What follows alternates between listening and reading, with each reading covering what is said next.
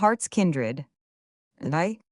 A hut of bark thatched with palm leaves, a gigantic rock at whose base lay old ashes, an open grassy space bordering a narrow mountain stream, and a little garden these made the home of the Endure, where a man might live and die as a man was meant, neither planning like a maniac nor yet idling like an idiot, but well content with what the day brought forth. Toward a June sunset, the Endure sat outside his doorway, fashioning a bowl from half a turtle shell.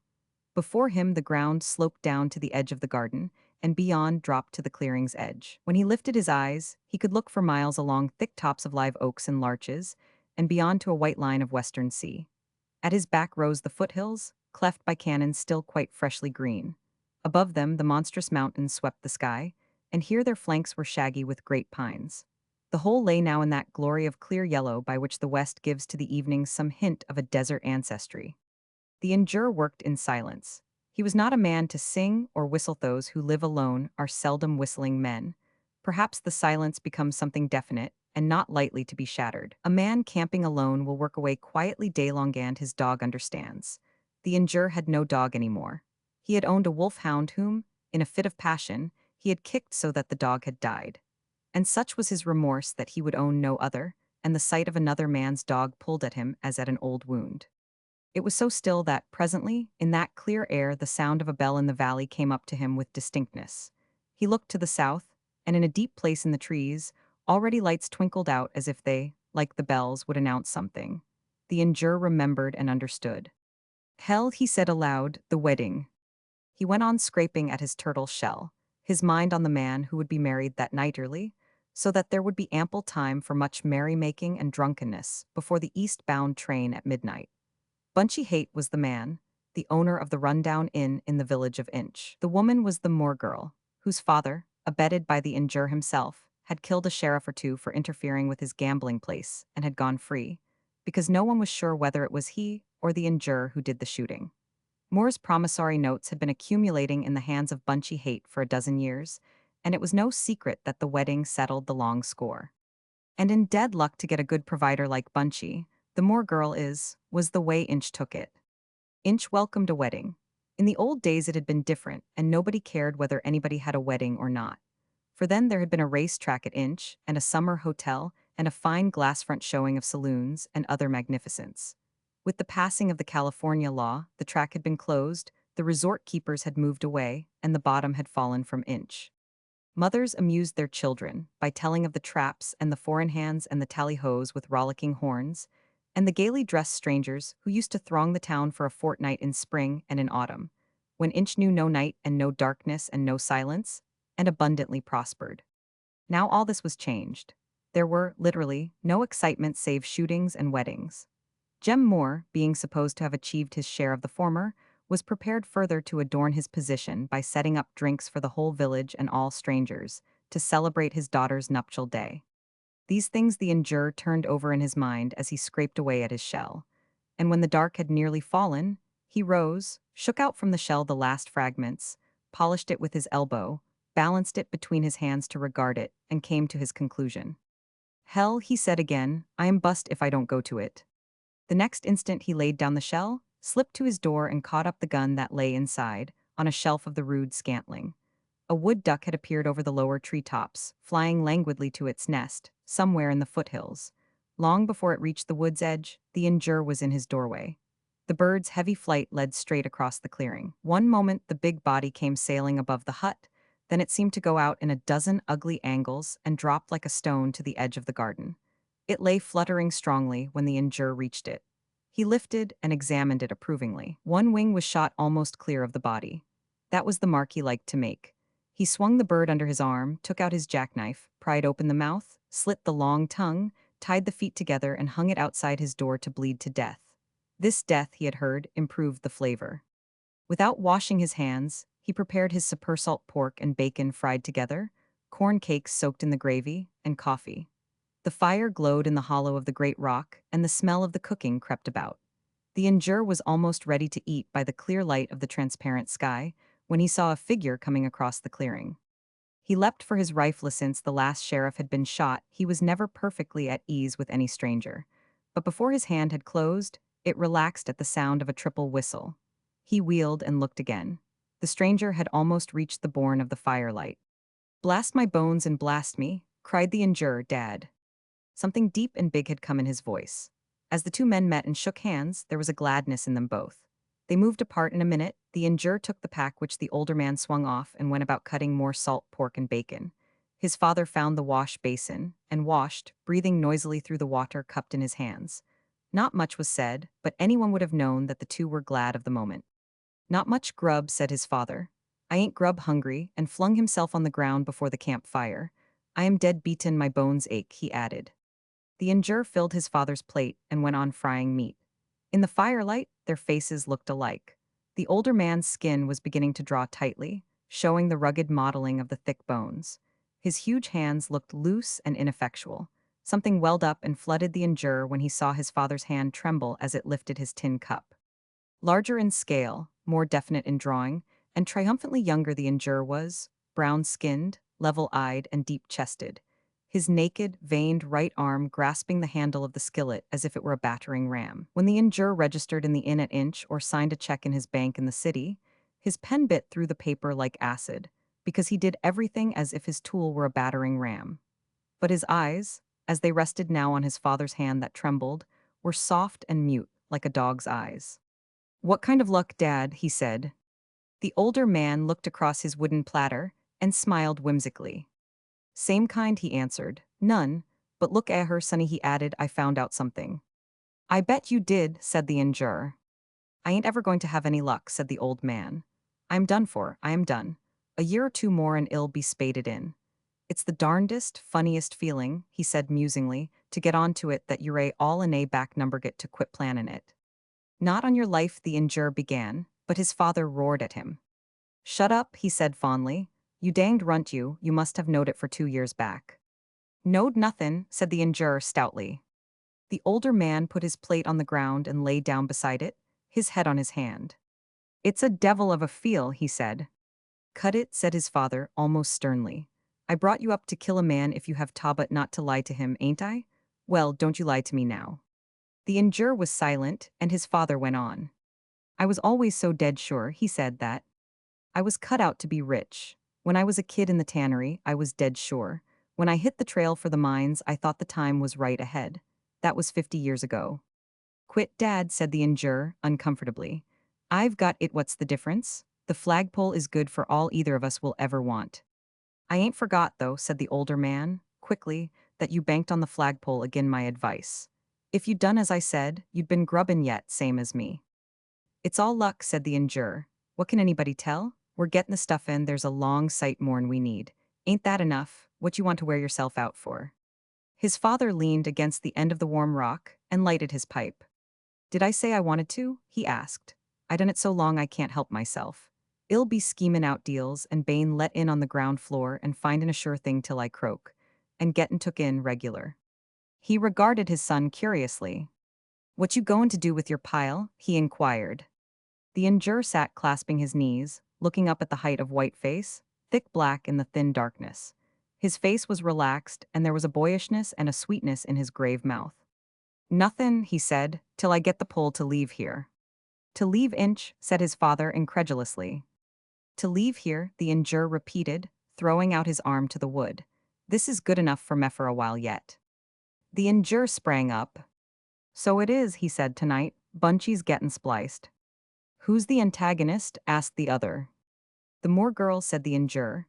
"Bunchy's a fine lot to draw her," he added. "She's too good a hand for him. Want to go down and see it pulled off?" he asked.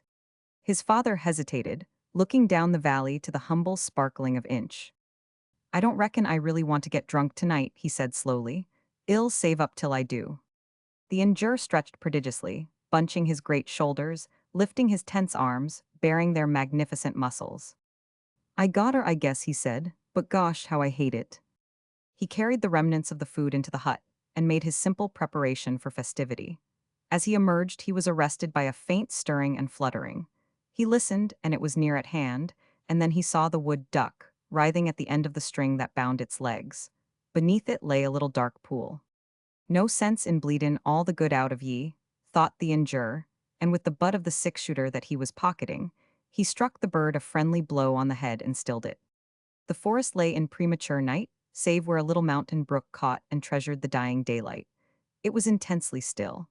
The injur's tread and brushing at the thickets silenced whatever movement of tiny life had been stirring before him. The trail wound for half a mile down the incline, in the never-broken growth. Once in the preceding winter, when the flagpole mine was at last known with certainty to be the sensation of the year, the injure had sewed a neat sum in the lining of his coat and had gone to inspect San Francisco.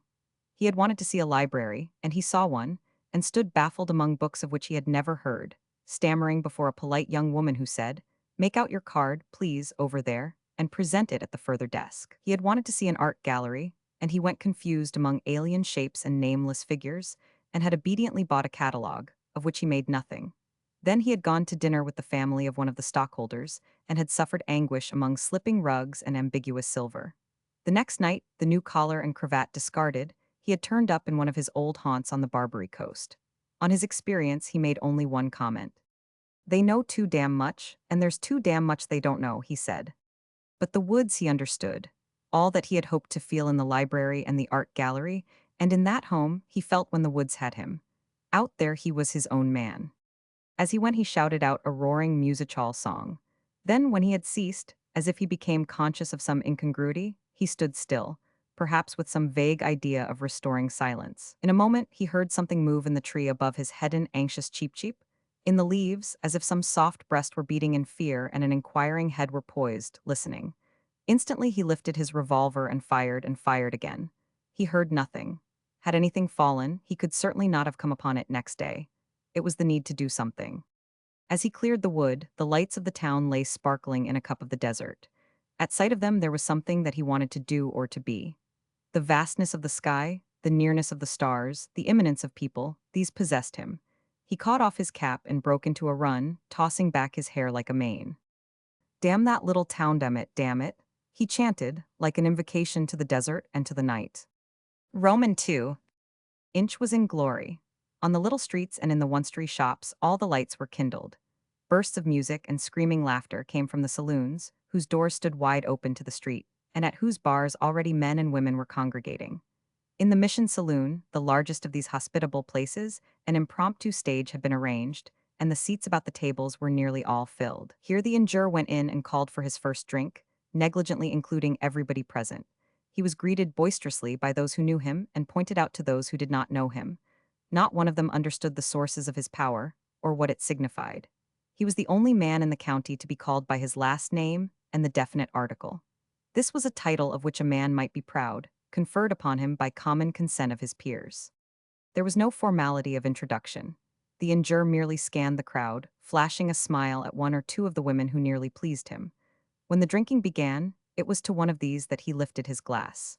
But when immediately she came and sat beside him, linking her arm in his, he drew away laughing and addressed the crowd at large.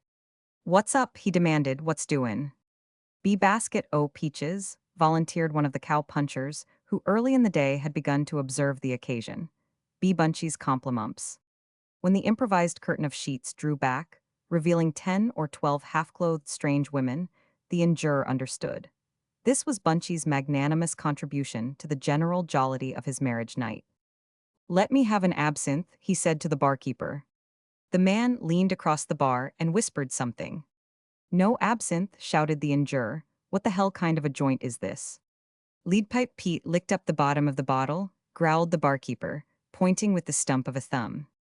The injure looked. Beside him, a big ranchman, swarthy and sweaty and hairy, was just lifting to his lips a tall tumbler of the absinthe. He leered at the injure, closed one eye, and began to drink luxuriously. The injure leapt a pace backward, and in an instant a bullet crashed through the glass, shattered it, and the man stood, dripping, with the bottom of the tumbler in his hand. The bullet buried itself in the tin mirror of the bar. "About how much do I owe you for the looking-glass?" inquired the injure, easily, resting his elbows on the bar. "And charge me up with Pete's drink, he's mussed himself up with so bad. What'll be the next one, Pete?" "Leave Pete name the damages," said the barkeeper, unconcernedly wiping up the liquid. "You're a too hellish handy with your tools, you are," grumbled Pete, combing the glass from his beard. "Make it brandy neat." "Brandy neat, 1-2," repeated the injure. "Bane, your absinthe has run out." Presently he strolled up the street toward the hotel, where the evening's interests centered. He glanced indifferently into the saloons, nodded a greeting when he wished, but more often ignored one. At a corner, a beggar, attracted to the little place from some limbo where news of the wedding had filtered, held out his cap. "It's my 33rd birthday today, pal," he said. "It'll bring you good luck to cough up something on me, see if it don't." The injure stopped with simulated interest. The man, a thin, degenerate creature, with a wrinkled smile, approached him hopefully. Abruptly, the injure's powerful arm shot out, caught him below the waist, lifted him squirming in the air, and laid him carefully in the gutter. "What you need is rest," he said, with perfect gentleness, and left him there. The hotel where the wedding was to be celebrated had light in every window. Here Bunchy's preparations had been prodigal. Blankets and skins lined the walls and covered the floor of the office, where a fire was roaring and the card tables were in readiness. Shouting and imprecation, chiefly from women, came from the kitchen, where the wedding supper was in preparation. In the hotel desk was Bunchy himself, engaged in somewhat delayed attention to his nails. His hair, still wet from its brushing, ran away from his temples, lifting the corners of his forehead so that it seemed to be smiling. He had a large face and a little tight mouth, with raw-looking, shiny lips. There was something pathetic in his careful black clothes and his uncomfortable collar and his plaid cravat. "How much would you sink to back out?" was the injurer's salutation. Bunchy grinned sheepishly. "How much did it cost you?" he inquired. "Done it for nothing," the injurer declared. "I ain't the charmer you are, Bunchy, never was." The groom leaned nearer the light, minutely examining a black, cracked finger. "She ain't going to be very much in the way," said he, confidentially. "What?" asked the injurer attentively. Bunchy shook his head, pursing the tight, raw lips. "Not her," he said. "She believes anything you tell her the whole works. There want never be no kickin' from her about me not loafin' home."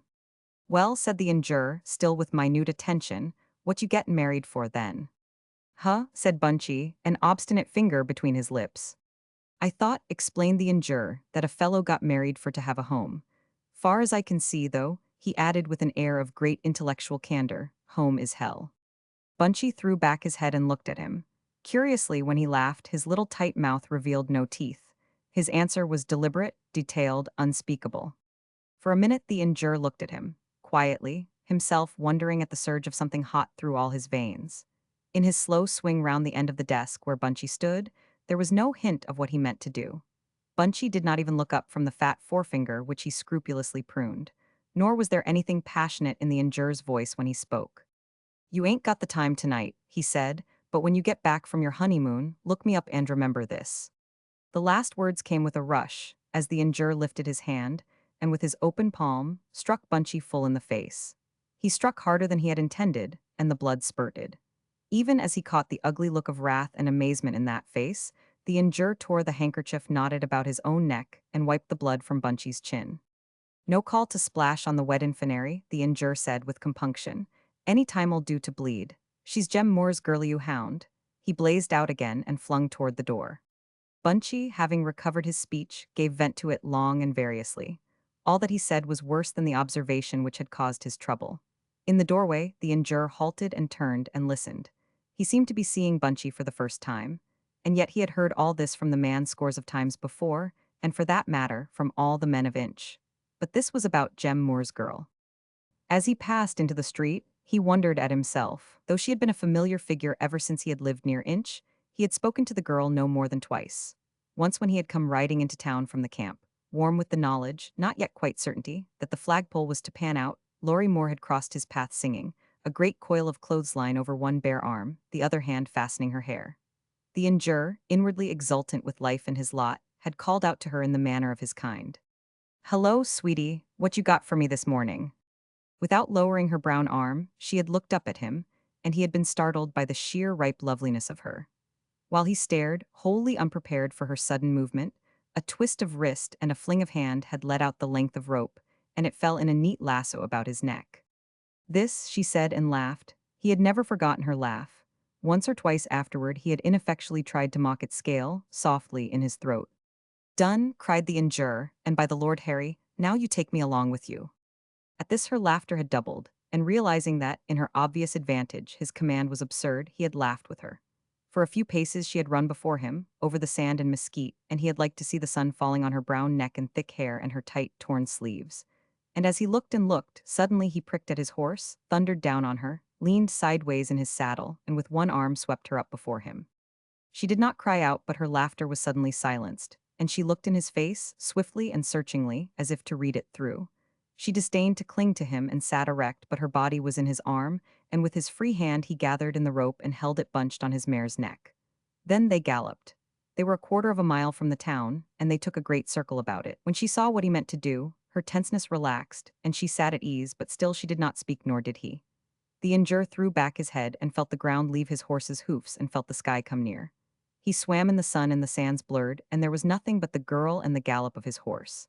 And then suddenly, as they bore toward the town, he had been intoxicated to see her throw out her arms, toss them out and up, and laugh again. Had not the appraisers been waiting at the hotel for him, the injure might have turned to the desert with her. As it was, at the edge of the settlement, where she suddenly and imperiously pointed, he set her down, ducking from the loop of rope and tossing it to her when she had dismounted. "You took me along with you all right," he reminded her. She laughed and ran away. "What have you got for me now?" the injure called after her. "This," she said, and threw a kiss somewhere in the air. There followed days of anxiety when the men at the mine doubted, and the appraisers hung fire, and pretended to less than they knew. In the midst of it, the injure had ridden away to the desert and camped for 3 days, and had returned to find them cursing him out and making an estimate of millions. Riding in after dark to send the message to his father, still grubstaking to the north, the injure for the second time had seen Laurie Moore. She was in the crowd which he was breasting, outside a motion picture house.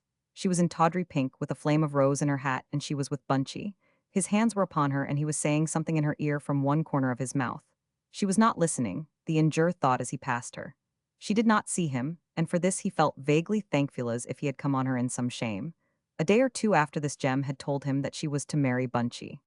To marry Bunchy, the injure thought as he lounged in the street outside the inn on her wedding night, was the worst that could come to her. He drifted into a saloon across the way, one of the meaner places, and on this night of plenty almost unfrequented. He sat down at a table in range with the doors of the inn and drank reflectively. That day that he had had her, what if he had galloped away with her to the foothills, to the camp, to the other side of somewhere? He sat thinking of her, wondering why he had not dared it, playing at what might have been. On the table lay a San Francisco newspaper, 3 days old. As he drank, he glanced at the headlines. "War may last another year," he read, "reserves of 3 nations to be called out within the month." The thought had come to him before, since the money came.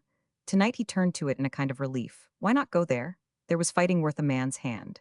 Drunken Indians, an outlaw or two, a horse thief strung up in a wink, and all over these were all that he knew of warfare.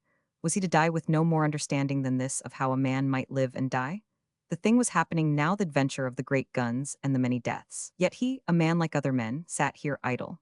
He closed his eyes and lay with those men in the trenches, or leapt up to kill again and again at 50 yards, saw the men roll and torture, saw them red and groveling in red. A lust of the thing came on him. He wanted it as he wanted no other thing that his mind had ever played with. He forgot Jem Moore's daughter in that imaginary desert. He swallowed and tasted and opened his eyes as on a forgotten world. He pounded the table for more liquor. "Why don't you go to the war, you scared, sniveling pale liver?" he demanded of the shuffling bartender. The small man's little redrimmed and red-shot eyes lighted, and his lips drew back over black teeth.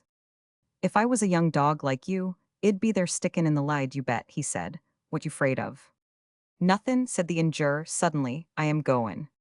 "Plow some of 'em up prime for me," begged the old man. "I croaked 2 men myself afore I was your age. It were in a sheriff's raid, though," he regretfully added. The injure looked at him thoughtfully. It occurred to him that though he was credited with it, he himself had never killed a man in his life. Yet killing was a man's job, and over there was the war, and he had the means to get to it. There was need of more to killin' to be killed, and he had been hanging on a shelf of whiteface for all these months. He drained his glass and went to the door, as if the need to do something at once were upon him. He saw that the wedding guests were filling the streets and moving into the inn. All of Inch was out there, the women gorgeous in all that they had, and even some of the men dressed in the clothes which they wore on a journey. Already some were drunken, and all were loud with merriment, which they somehow felt was required of them, like eating 3 times a day or scorning a stranger. Everywhere there were children, who must needs go where the grown folk went or be left alone. "Parents must keep children off the floor," was posted on the walls of the Inch public dance halls. Next to the office door, the door of the hotel bar stood open now. and by the array of cut-colored paper hanging from the chandeliers, he guessed that the wedding was to be solemnized in there. This was Natural Bar was the largest room in the house, and the most magnificent in the town, the only bar, in fact, with a real mirror at the back. Moreover, Bunchy's barkeeper was a man of parts, being a bass singer and a justice of the peace. With his apron laid aside, he was to give a tune while the guests assembled, and afterward it was he who was to perform the ceremony. Nobody thought of expecting the ceremony to be held in Jem Moore's doby. It was Jem Moore himself who, while the wedding guests were still noisily passing in the hotel, the injure saw coming down the street. He was neatly dressed in the best he had, and though one trouser leg had crept to the top of a boot, and his red cravat was under an ear, still he bore signs of a sometime careful toilet. He broke into an uneven running of a man whose feet are old, and Saurind disappeared in the doorway of the inn office. The injure's look followed him, speculatively. But one more drink and I could be over there mackin' more kinds of hell than usual, he said to himself, and went back to the bar. He was draining his glass when the sound of confused talk and movement came to him, and, as he wheeled, he saw that across the street the interior of the inn bar and office were in an uproar. The wedding guests were rising, there were shouts and groans, and a shrill scream or two. Some came running to the street, and over all there burst occasional great jets of men's laughter. "S up?" asked the old barkeeper behind him. The injured did not answer. He stood in the doorway waiting for something. He did not know what he waited for, but the imminent thing, whatever it was, held him still. A hope, which he could not have formulated, came shining slowly toward him in him. In a moment, Jem Moore emerged from the office door, still brokenly running, seeking to escape from those who crowded with him, questioning him. The injure strolled from the doorway, across the street, took his way through the little group which fell back for him, and brought his hand down on the old man's shoulder. "Anything wrong?" he inquired. Jem Moore looked up at him. He was pinched and the lines of his nose were drawn, and his lips were pulling. "She skipped," he said. "I am in for leavin' 100 odd to Bunchy." Something in the injure leaped out and soared. He stood there, saying what he had to say, conscious all the time that as soon as might be, he should be free to soar with it. "Alone?" he demanded. Jem Moore held out a scrap of paper. The injure took it and read, the others peering over his arms and shoulders. "Dad," it said, "I can't go Bunchy.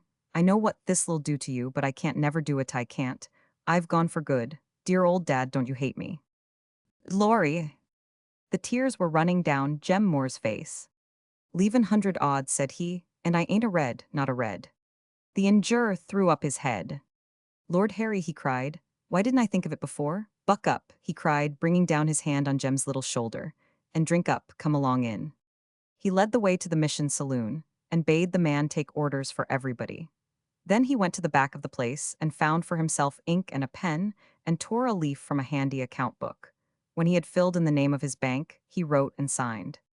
"Pay to Bunchy Haight, $1,200 and be damned to him." Then he wrote out a receipt to Jem Moore, with a blank for the sum and for Bunchy's signature.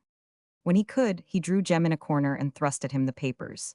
The little man stared at them, with a peculiarly ugly, square dropping of his jaw, and eyes pointed at top. "Don't bust," said the injure, "and don't think it's you. It ain't you. The check isn't drawn to you, is it? I want a hellin' devil Bunchy sum, that's all. Shut up your mouth," he added when Jem tried gaspingly to thank him. Then he got out of the place, where sharp music was beginning and the 10 or 12 women were dancing among the tables, and went down the street, thronged now with the disappointed guests, intent on forcing the ruined evening to some wild festivity. When they called to him to join them, he hardly heard. He went straight through the town and shook it from him and met the desert and took his own trail. The night was now one of soft, thick blackness, on which the near stars pressed. The air had a sharp chill as if it bore no essence of its own but hung empty of warmth when the daylight was drained from it. The stillness was insistent. In a place of water, left from the rains, and still deep enough to run in ripples over the sedge, frogs were in chorus. There was a sentinel pepper tree on the edge of the town, and here a mockingbird sang out once and was still. These left behind, and the saw and crack and beat of the music dying, the injure faced the dark, gave himself to the exultation which flowed in him, mounted with it to a new place. The liquor which he had drunk was in his veins, and to this the part of him which understood all the rest of him credited his swimming delight. But separate from this, as his breath was separate, there came and went like a pulse, something else which he could not possibly have defined, born in him in the street, when he had heard Jem Moore's bad news. He threw out his arms and ran, staggering. What was there that he must do? Here he was, ready for it. What was there that he must do? Then he remembered, the war, he would have that. That was what he could do. He stood still on the desert and imagined himself one of thousands on the plain. What if he were with them there in the darkness? What if the rise of the sand were the edge of the opposite trenches, with men breathing behind them, waiting? With a drunken laugh, he pulled his revolver and fired and shouted. Why, he could plow his way through anything. He should not go down, not he, but he should be fighting like this in the field of civilized men and not taking his adventures piecemeal, in a back lot of the world, with a skulking sheriff or two and Bunchy for adversary. Tomorrow, he would go tomorrow and find what his life could give him. But this other thing that was pulsing in him, the girl, what about her? Was he not to find her? Was he not to have her? He closed his eyes and swam in the thought of her. War and the woman suddenly, he was aflame with them both. When he went into the wood, he went singing. He himself was the center of the night and of his universe. The wood, Whiteface, his journey, the war, lay ready to his hand as accessory and secondary to his consciousness. He felt his own life, and other life was its background. He made a long, crying, guttural noise like an animal. He shook his great body and crashed through the undergrowth, the young saplings stinging his cheeks. Tomorrow would be off tomorrow. He emerged upon the little space which was his home. The fire had fallen and was a red glow and a watching eye. Rolled in his blanket beside it lay his father, deeply breathing. In a moment the injurer became another being. He stood tense, stepped softly, entered quietly the open door of his hut. Within something stirred, was silent, stirred again with a movement as of garments. Out of the darkness her voice came. Mr. Injure, it's Laurie Moore. Romans 3. For a moment he thought that this would be a part of his crazy dreaming, and he said nothing. But then he knew that she had risen and was standing before him, and he heard her breath, taken tremblingly. Her words came rushing, almost the first words that he had ever heard her say. You been down there, you know, I don't know where to go, oh don't tell em. Tell em, he muttered stupidly, tell em. I can't do it, she said gaspingly, I can't. She was sobbing, and the injurer, so lately a flame of intent and desire, did not dare to touch her, and had no least idea what to say to her. In a moment she was able to speak again. I thought I could hide here for a day or two, she said, till they quit huntin'. Then I could get away. Would you hide me somehow? Would you? He was silent, trying to think, with a head not too clear, how best to do it, and she misunderstood. Don't make me go back, don't tell Dad and Bunchy. If you can't hide me, I'll go now, she said.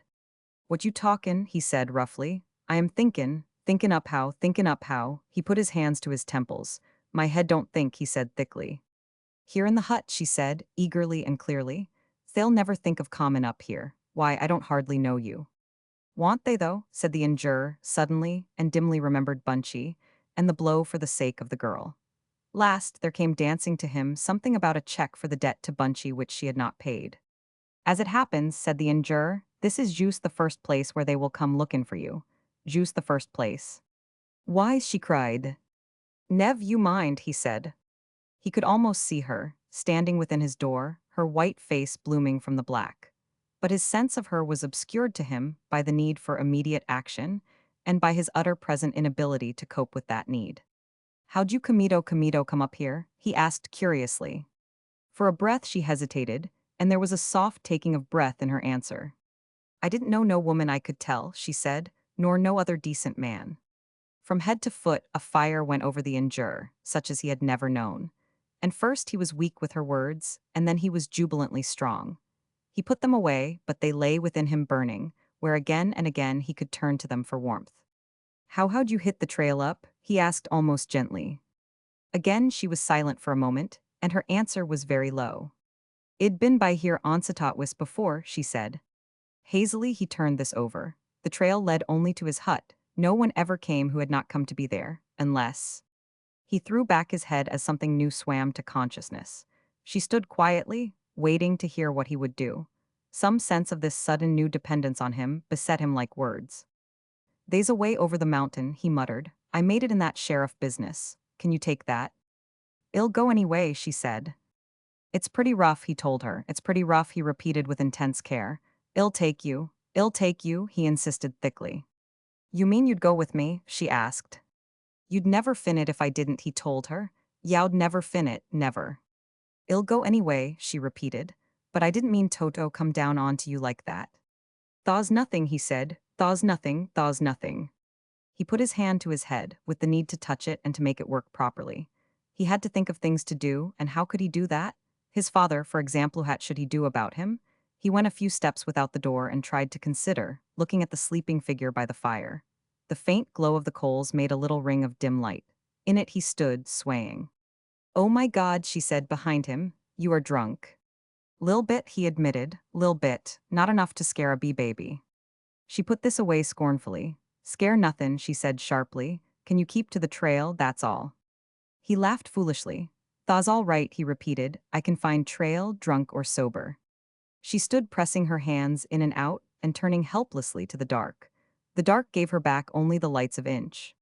"There's nothing else to do," she said dully. "If you show me the trail, maybe I can keep you on it." In some indeterminate shame, he went without a word, brought his blanket, and turned again to the hut. "I've got a kit," she said. "It's got enough to eat. Do you understand? Don't get anything else. Oh, let's start, let's start." As he emerged, his hand had brushed the feathers of the wood duck. He took it down and slung it fumblingly to his roll of blanket. Less by taking thought than by old instinct, he remembered his cartridge belt and found and strapped it on. Then he stood hesitating. "Gotta tell Em," he suggested, looking at his father. She had shouldered her pack and stood waiting. "Why?" she demanded. "It'll only be harder for him if they come. This way he want know, and he can tell Em so." In this there was reason, but not, it seemed, enough reason. The injure stood trying to recall something pressing on him for remembrance. If not his father, what was it that he must do or fetch before he left? He put both hands to his head, but in there was only a current and a beating. "There's more to do," he said indistinctly. Laurie Moore stepped toward him and laid her hand briskly on his shoulder, with a boy's gesture of eager haste. The trail," she said with authority. "Find us the trail." Without a word he started, went round the end of the hut, and plunged into the wood, which ran down to the very wall. In a half-dozen steps the ascent began. Even by daylight the trail was little more than an irregular line of bent branches and blazed trunks. Since he had finished it, the injurer had taken it a dozen times by daylight with a boy's delight in a secret way. By night he had never taken it at all, but he had the woodsman's instinct, and now that his thoughts were stilled or lost in a maze of their own inconsequent making, this secondary consciousness was for a time paramount. He went as a man goes who treads his own ways, and though he went irregularly and sometimes staggeringly, he managed at first to keep to the course that he had taken. Over the mountain by the trail to the railway station that had become clear to him. When they should reach it, or how the railway should serve, was not his concern at all. Meanwhile, here she was with him. He tried to get this straight, and cursed his head that only buzzed with the knowledge and whipped him with the need to keep to the trail. Laurie Moore, he tried to grasp it. Jem Moore's girl. She never married Bunchy at all. She's here with me. I've got her with me. The girl was not a pace behind him. She had stretched out her hand and laid it on his roll of blanket, and thus, though seeing nothing, she was able to fit her steps somewhat to his, to halt when he halted, to swerve or to slow or to retrace. She was profoundly thankful for his consent to take her away, and in that consent she rested without thought or plan. An hour passed before the injure missed the trail. In a stretch fairly free of undergrowth, he stood still for a moment to take his bearings and thrust out his hand against a declivity, sharp with fallen rock. To the right the wall extended to meet the abrupt shoulder of the slope. To the left it dropped away so that a stone, sent down, went crashing far below. "Stay here," the injure commanded, and found his way up in a shower of falling rocks to the summit of the obstruction. He clung to a tree and listened. The mountain brook, which they should cross some rods ahead, was not yet audible. On the other side the rocks fell precipitately, and leaning out, he seemed to sense treetops. "Look out," he called, and clambered down again, and bade her wait while he went and came back and went and came back in vain. She heard him stumbling, no more fit to find a trail than to think his thoughts. "I am stumped," he said. "We've got wrong somewheres." She answered nothing. She was sitting on the ground where he had left her. Her silence touched him somehow as a rebuke. "You think it's because I am drunk," he said in a challenge. "I don't think anything," she answered. "Rest a little, then meb we can get right again." He flung himself down on his face. The scent of pine needles and dead leaves was there, waiting for him. The stillness of the wood took them both, and for a few minutes they were silent. And as he lay there, with her sitting beside him, something of the desert of an hour before came running along his veins and took him, and something, too, of the time when he had had her before him on his horse, galloping. When that time had been he could not say. but he remembered it with distinctness, and that day he had had his arms about her. "We rode in a horse," he submitted suddenly. "Cien, you remember that day?" "Yes," she answered. "Don't talk," she begged him, "just rest. I want to rest." The injure was silent.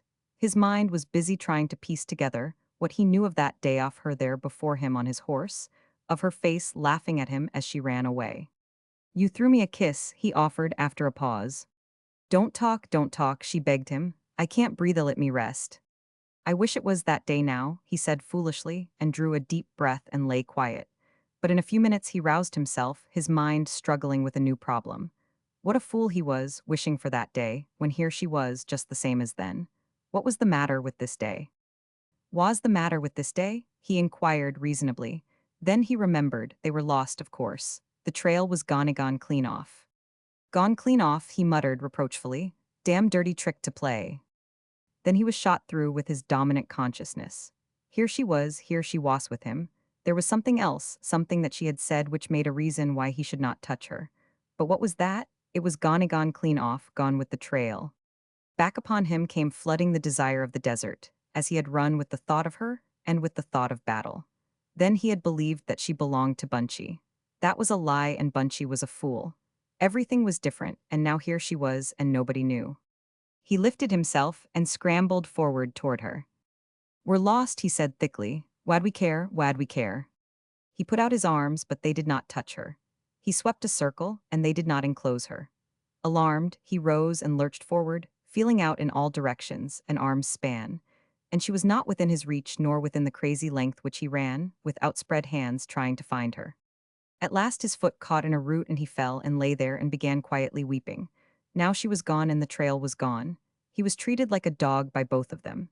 He fumbled for his pack, but he had slipped that off when he climbed the rocks, and now that was gone too. He wept and lay still. In a few moments he was sleeping. Roman 4. When he awoke, he looked into soft branches, gray in dim light. The whole mountain was lyric with birds. There was no other sound, save the lift and touch of branches, and the chatter of a squirrel, and there was as yet no sun. He remembered, and with the memory, a rush of aching, eating shame seized on him, and he closed his eyes again. Then he thought that he must have dreamed it all, and that it was impossible that such a thing should be. Yet here he was in the woods where she had left him because he was a fool. Where had she gone? He sprang up, mad to find her, possessed by the need to make amends, and by the sheer need to find her. As he sat up, he threw off his blanket, and he marveled that this should have been covering him. Then he found himself looking into Lori Moore's face. She was sitting near him, wrapped in her own blanket, leaning against a tree.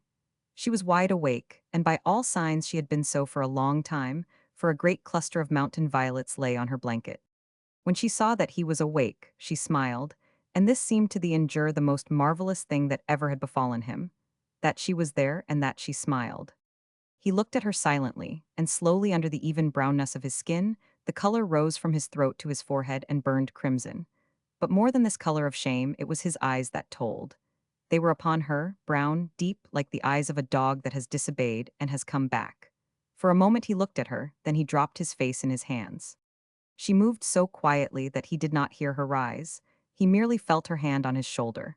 And when he looked up again, she was sitting there beside him. "Don't," she said. He looked at her in amazement. Her look was gentle, her voice had been gentle. "You mustn't," she said. "It's all over now." "What do you think of me? What do you think of me?" he muttered stupidly. She shrugged lightly. "It don't make any difference what I think of you," she said. "Ain't it whether I'm going to get away from Inch or not? Ain't that the idea?" When he came to think of it, that was the immediate concern. With his first utterance he had blundered, as he had blundered since the moment when she had put herself in his keeping. None the less his misery was too sharp to dismiss. But he had no clear idea how to ask a woman's forgiveness, a thing that he had never done in his life. "I feel as bad as hell," he blurted out. "What for?" she asked. "For all I've done," he put it. She considered this. "Look here," she said slowly. "You've been drunk before often enough, ain't you?" "Yes," he answered miserably. "Well, don't feel bad about this just because I mixed up in it," she said. "I am used to it. I see Dad and all of 'em drunk more times than I see 'em sober." He looked away from her. "I wasn't thinking just about being drunk," he said. "I meant what I said to you."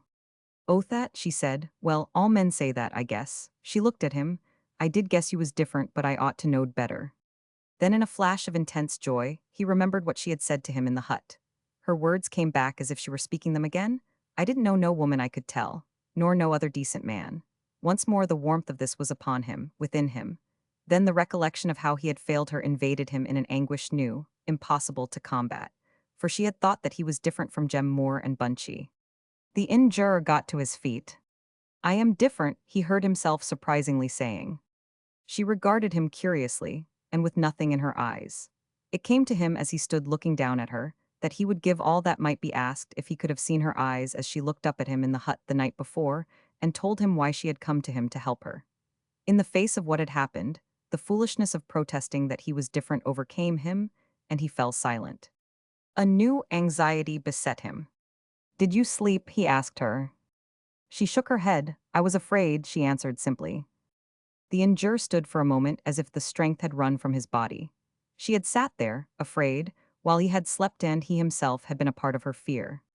He turned away, and across the tops of the trees, he looked over the valley, still lying in the shadow. There was mist, and down there the pointed tops of the trees showed like green buds fastened to soft wool. Where they two were, the sun was already smiting the branches and silencing the birds. Overhead, the clear blue, touched by sunny clouds, lay very near. It was as if he were trying to find, among them, something that could help him to tell her what he was feeling. But he found nothing, and he said nothing. He caught up the blanket and flung it savagely aside, seized a great dead limb lying beside him, and broke it over his knee. "Get out the stuff," he bade her. "We'll have a fire." He built and lighted the fire, brought the water, and found his way down to the brook. He threw off his clothes and lay flat in the bed of the stream, his head on a rock. The sharp stones cut his flesh, and the water somehow helped to heal him. He shook himself, dried by a run down the trail, dressed, and returned, glowing. The coffee was on the fire, and she was making toast on a stick. She had spread what food she had brought, chiefly fruit and cooked meat and cheese. "Didn't I bring any grub?" he demanded. "The bird," she answered, "the big bird." "That's for dinner," he observed gruffly, and said no more. He took the stick from her and made the toast. When she poured the coffee, it was clear and golden and fragrant. She had 2 plates and 2 cups, the injure noticed. She made him roll the blankets for seats. In spite of his suffering, which was the more real that it was new to him, the cheer and the invitation of the time warmed him. But as for her loveliness, he found himself now hardly looking at that, save when he must, as if what she was had become to him something utterly forbidden. As for her, while she ate, she continually listened, and if a twig broke, she started. For this she laughed at herself once. "But if he should come," she said, "if he should come." The injure looked at her, that once steadfastly. "If he should come," he said, "I could save Yauno." The elusive trail which had baffled him led with perfect distinctness along a little shelf 3 steps up and around that sharp height of rocks which he had scaled, and then the trail dipped down into a narrow canon, and up. Before the sun was an hour high, they were on their way again. With their brisk progress, her spirits rose, and once, to the injure's exquisite delight, she broke into a lilt of song. "You sing the way you laugh," he said awkwardly. And she flashed him a smile, over shoulder, as she had done that morning on the desert. A tanager drew a line of scarlet through the trees and burned from a bough before them. In an instant the injure's hand was raised, and he had aimed.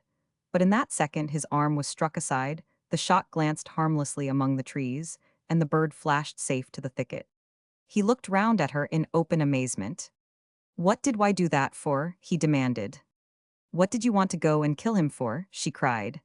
He considered this. What had he wanted to kill that red bird for? "He was such a pretty little fellow," she said, but instead of a rebuke, this seemed to him a reason. "Yes," he seized it eagerly. "That's why, you want to get up close to em." "But if they're a dead," she protested. "You want to get up nearer to em," he repeated. "Don't you see? It's the only way you can." She said nothing. She was walking before him now, and he watched her. She had braided her hair, and he liked the way the bright braids moved on her shoulders when she walked and hung against the hollow of her waist. She must have braided her hair, he reflected, before he woke. Then he remembered the blanket which he had found folded across his shoulders. She must have found it, unstrapped it, covered him as he lay. He longed to let her know that he knew, but he could not bring himself to recall the time. She seems to do everything so careful, he thought, and remembered the red bird and tried to fathom her care for that.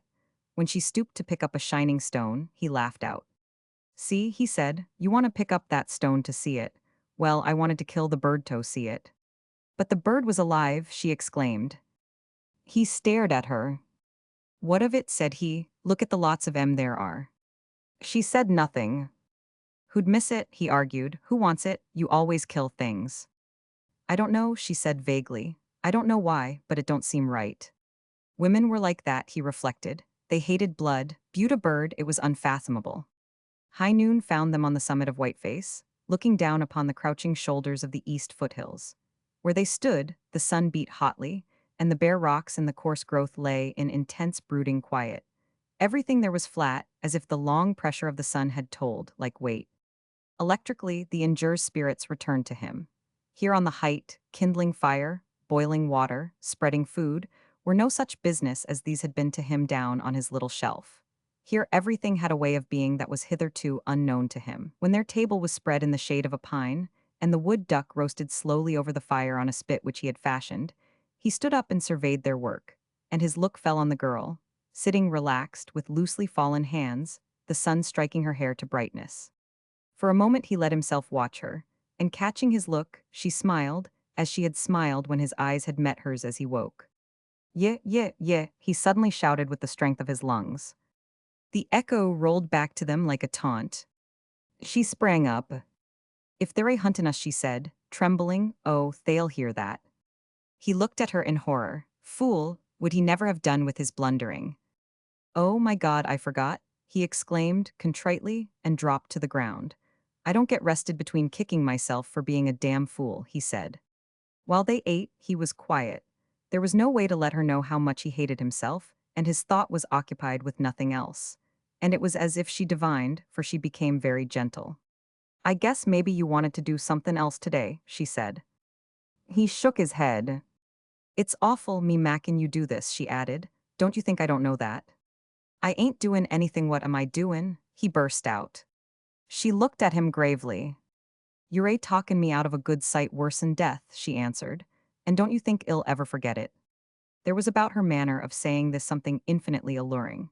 She fell in a sudden breathlessness, and her voice had a tremor which seemed to lie in the very words themselves. And with this, and with what she said, the injurer found himself suddenly utterly unable to deal. Oh, gone, he said feebly. She said no more, and for a moment he was wretched again, lest he had offended her. But the gentleness and softness of her manner reassured him. Moreover, he became conscious that of the cheese and bread she was leaving the greater part for him, and pretending to have finished. After their lunch, a consuming content fell upon the man, and he lay stretched on his back, under the pine, staring upward, thinking of nothing. For a little she moved about, and then she came and sat beside him, saying nothing. More than he knew, this power of hers for silence conquered him. When a man knows how to live alone, he may or may not understand words, but he always understands silence. Presently he looked over at her, and seeing that her eyes were heavy, he sat erect, with the memory of her night's vigil. Could you go to sleep? He demanded. She nodded. I could, she said. I guess there ain't the time, she added. Yes, there is, he said eagerly. We can get down from here in no time, you rest yourself. She regarded him for a moment. Then, without a word, she drew her blanket toward her, rested her head upon it, and relaxed like a child. In a moment she lay sleeping. Then he looked at her. All that day he had averted his eyes in his shame. But now that there could be in her look no rebuke, no reminiscence of the night, he looked at her as freely as he had looked that day on the desert, when she had sat his horse before him. Only then his look had been aflame, and now it was as if the sight of her was to him a healing power. For she still trusted him. She was lying here asleep, and she had set him to watch. Immeasurably, she was giving him back his self-respect, restoring to him his own place in her eyes and in his own. He had no knowledge that this bore so strong a part in the creeping sweetness which possessed him.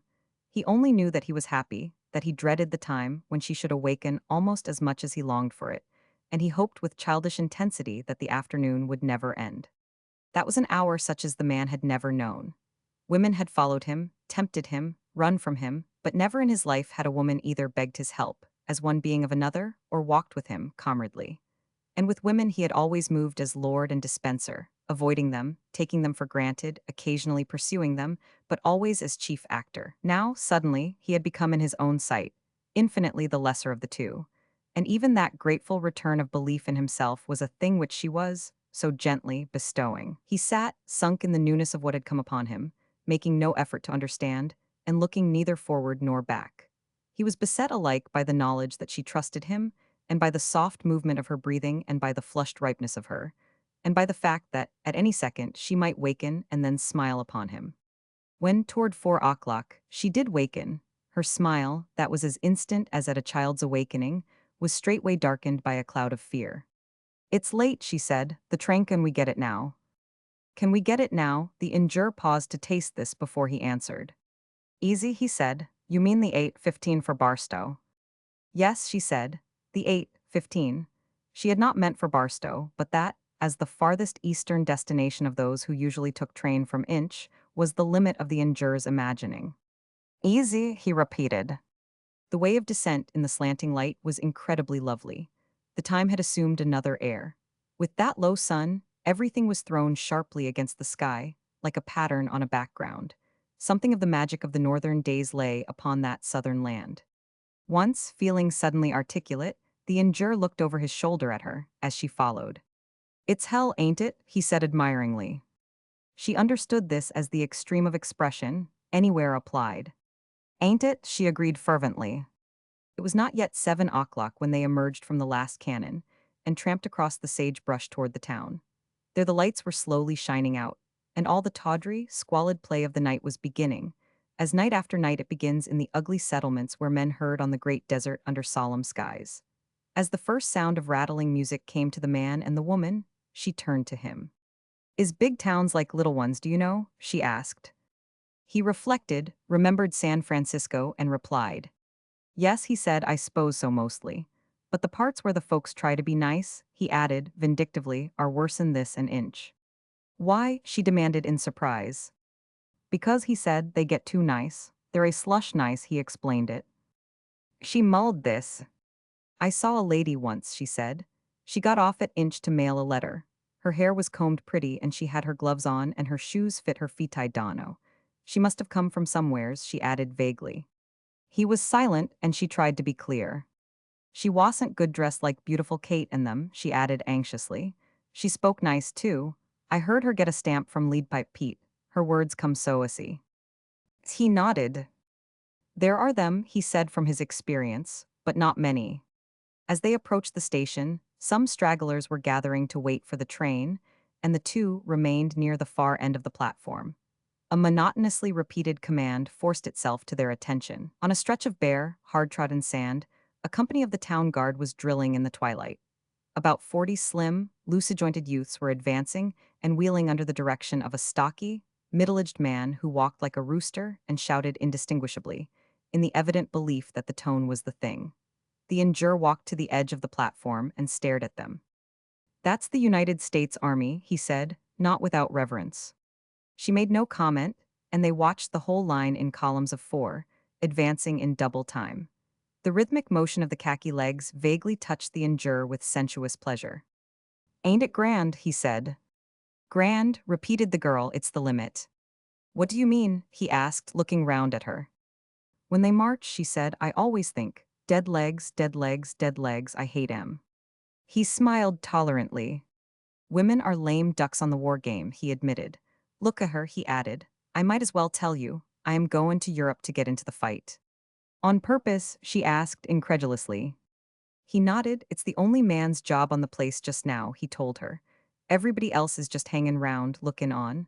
I want to be in on it." She stood very still, and in the half-light her face seemed white and suddenly tired. "Why don't you ask which side?" he prompted her. "I don't care which side," she answered, and walked back toward the end of the platform. He kept beside her, curiously beset by the need to follow his spectacular announcement with some explanation, and abruptly he thought that he understood her attitude. "I s'pose," he said, shamefacedly, "you're thinkin' I won't be much of a soldier if I behave as I did last night." "Oh no," she said, "I don't see as it matters much whether they're shot drunk or shot sober."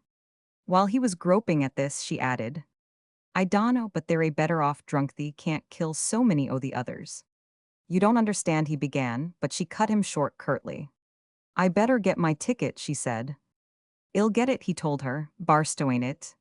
"No, I'm not going to Barstow," she answered. "Get it to Lamy." He faced her in astonishment. "Lamy," he cried, "murderation, clear east." "I've counted up," she explained. That's as far as I've got the money to get. I can stay there till I earn some to go on with. I've got an aunt in Chicago. East, he said weakly. Why, I never thought oh you goin' east. The station platform led with that amazing informality of the Western American railway station to the raw elemental sand of the desert. Within sight of the electric lamps of the station were the tall flowers of the yucca and the leaves of the Spanish bayonet and the flare of the spineless cactus under uninterrupted areas of dusky sky, stretched as sand and sky had stretched for countless ages. Of the faint tread of the soldiers, the commands of the captain, the trundle of a truck, the click of the telegraph instrument, those sands and those stars were as unconscious as they had been in the beginning. And abruptly, as he looked at these lifelong friends of his, the injure felt intolerably alone. What do you want to go east for? He demanded. Chicago's the only place I've got anybody I could go to, she said. But that ain't the reason, she added. I want to get as far as I can, Count of Bunchy. She looked back at the group, gathering at the station to see the train come in. You better get the ticket just to Albuquerque, she said. Somebody might try to follow me up. Albuquerque nothing, he said roughly. I'll buy you your ticket right through to Chicago. He went toward her. Don't go, he said. She looked at him intently, as if she were trying to fathom what he would have said. But in that intentness of her look, he saw only her memory of the night before. He drew sharply back and turned away. I hate for you to go way off there alone, he mumbled. Across the desert, clear against the dusk of the mountains, a red eye came toward them. She saw it. Oh, quick, she said, there's the train. Get it just to Albuquerque. It'll be all right. She gave him a knotted handkerchief, and he took it and ran down the platform. This handkerchief he could give back to her as she was leaving, and he would of course buy the ticket through. He stopped short on the platform. What with, you fool, he thought. He remembered his drunken impression of the night before that there was, before he should leave, something more to do or to fetch. His hand went to his pocket. Half a dozen silver dollars were there, no more. In his wallet, which he searched under the light, were two $5 bills. By now he could hear the rumble of the overland.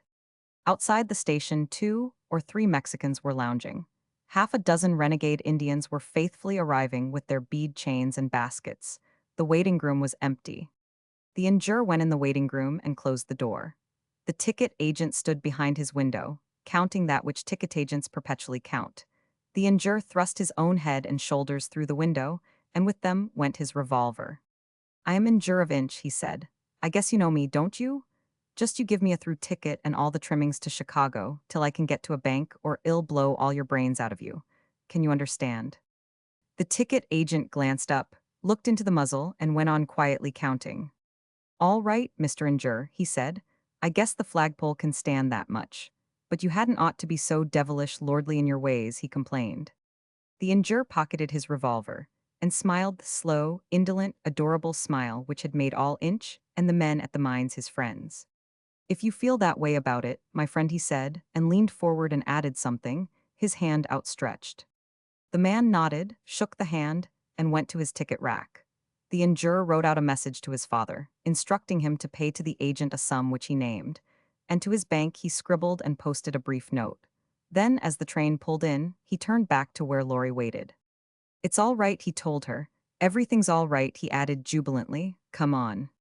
Beside the train she would have taken his hand, but he followed her. I am coming in, he said brusquely, and in the coach sat down beside her in her seat. Then she turned to him, and in her voice were the tremor and the breathlessness which had been there for an instant when, in the morning, she had tried to say her thanks. I wished I could thank you, she said. I wished I could. He met her eyes, and he longed inexpressibly for a way of speech which should say the thing that he meant to try to say. You know, don't you, he asked awkwardly, that it'd do anything to make up. Don't, she begged. I know, don't you think I don't know? With this, his courage mounted. Tell me, he burst out. Will you tell me? Am I different from the way you thought? It was blind enough, but she seemed to understand. You've treated me whiter today than I've ever been treated, she said, very low. Now goodbye. The injure sat silent, but in his face came light, as if back upon him were that which she had kindled there in the hut, by her trust in him, and as if it were not again to darken. The train began to move, and he sat there and did not heed it. Goodbye, she said, we're going. Yes, he said, we're going. I dunno what y'all say I got me a ticket too. Avi? It was black dawn when Laurie and the injure reached Chicago, not the gray dawn that he had sometimes known slipping down the sides of the cannons, not the red dawn that had drawn him to his hut door to face upward to the flaming sky, and had sent him naked and joyous into the pool of the mountain stream, and not the occasional white dawn, which had left him silent on his shelf of white face, staring at the flare of silver in the east, and afterward letting fall into his skillet bacon and dripping but without thinking of bacon and dripping at all. There in the railway sheds, this Chicago dawn had no red, no white, no gray. It was merely a thinning of the dark so that the station lamps began to be unnecessary. In this strange chill air of day, the men and women dropped from the overland and streamed steadfastly away, each in an incredible faith of destination. And from invisible sources there came those creeping gases which are slaves to man, but fasten upon his throat like hands and press and twist and take their toll of him. Laurie looked up at the injure questioningly. Had it ought to be like this, she asked, or is something happening? Seems as if something must be happening, he answered. They went into the street, and the injure took from her the slip of paper on which was written her aunt's address. He held it out to the first man he saw, to the second, to the third, and each one answered him with much pointing, in a broken tongue which was indistinguishable, and hurried on.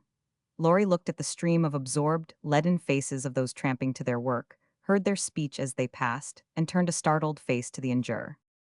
I never thought of it, she said. Meb they don't talk American East. They want stop for us, said the injure, that's all. From one or two others they caught South, Kedzie, Indiana Avenue. Some frankly shook their heads with from th old country. No officer was in sight, and it occurred to neither of them to look for one. They merely instinctively threw themselves on the stream of those others whom they took to be like themselves. Abruptly the injure set down his pack in the middle of the walk, and advanced upon the first man whom he saw. On both shoulders of this one he brought down his hands with the grasp of a Titan. Also he shook him slightly.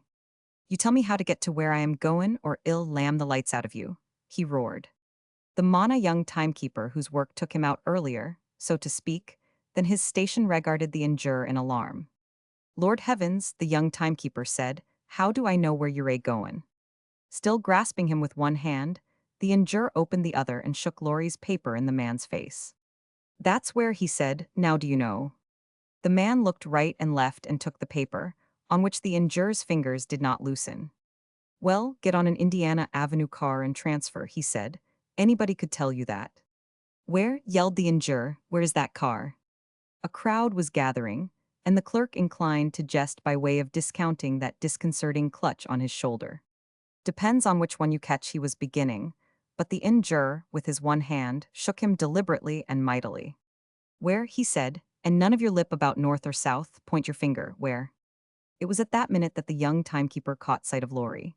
She had pressed forward, and she stood with the injure's pack on the ground at her feet and her own on her shoulder.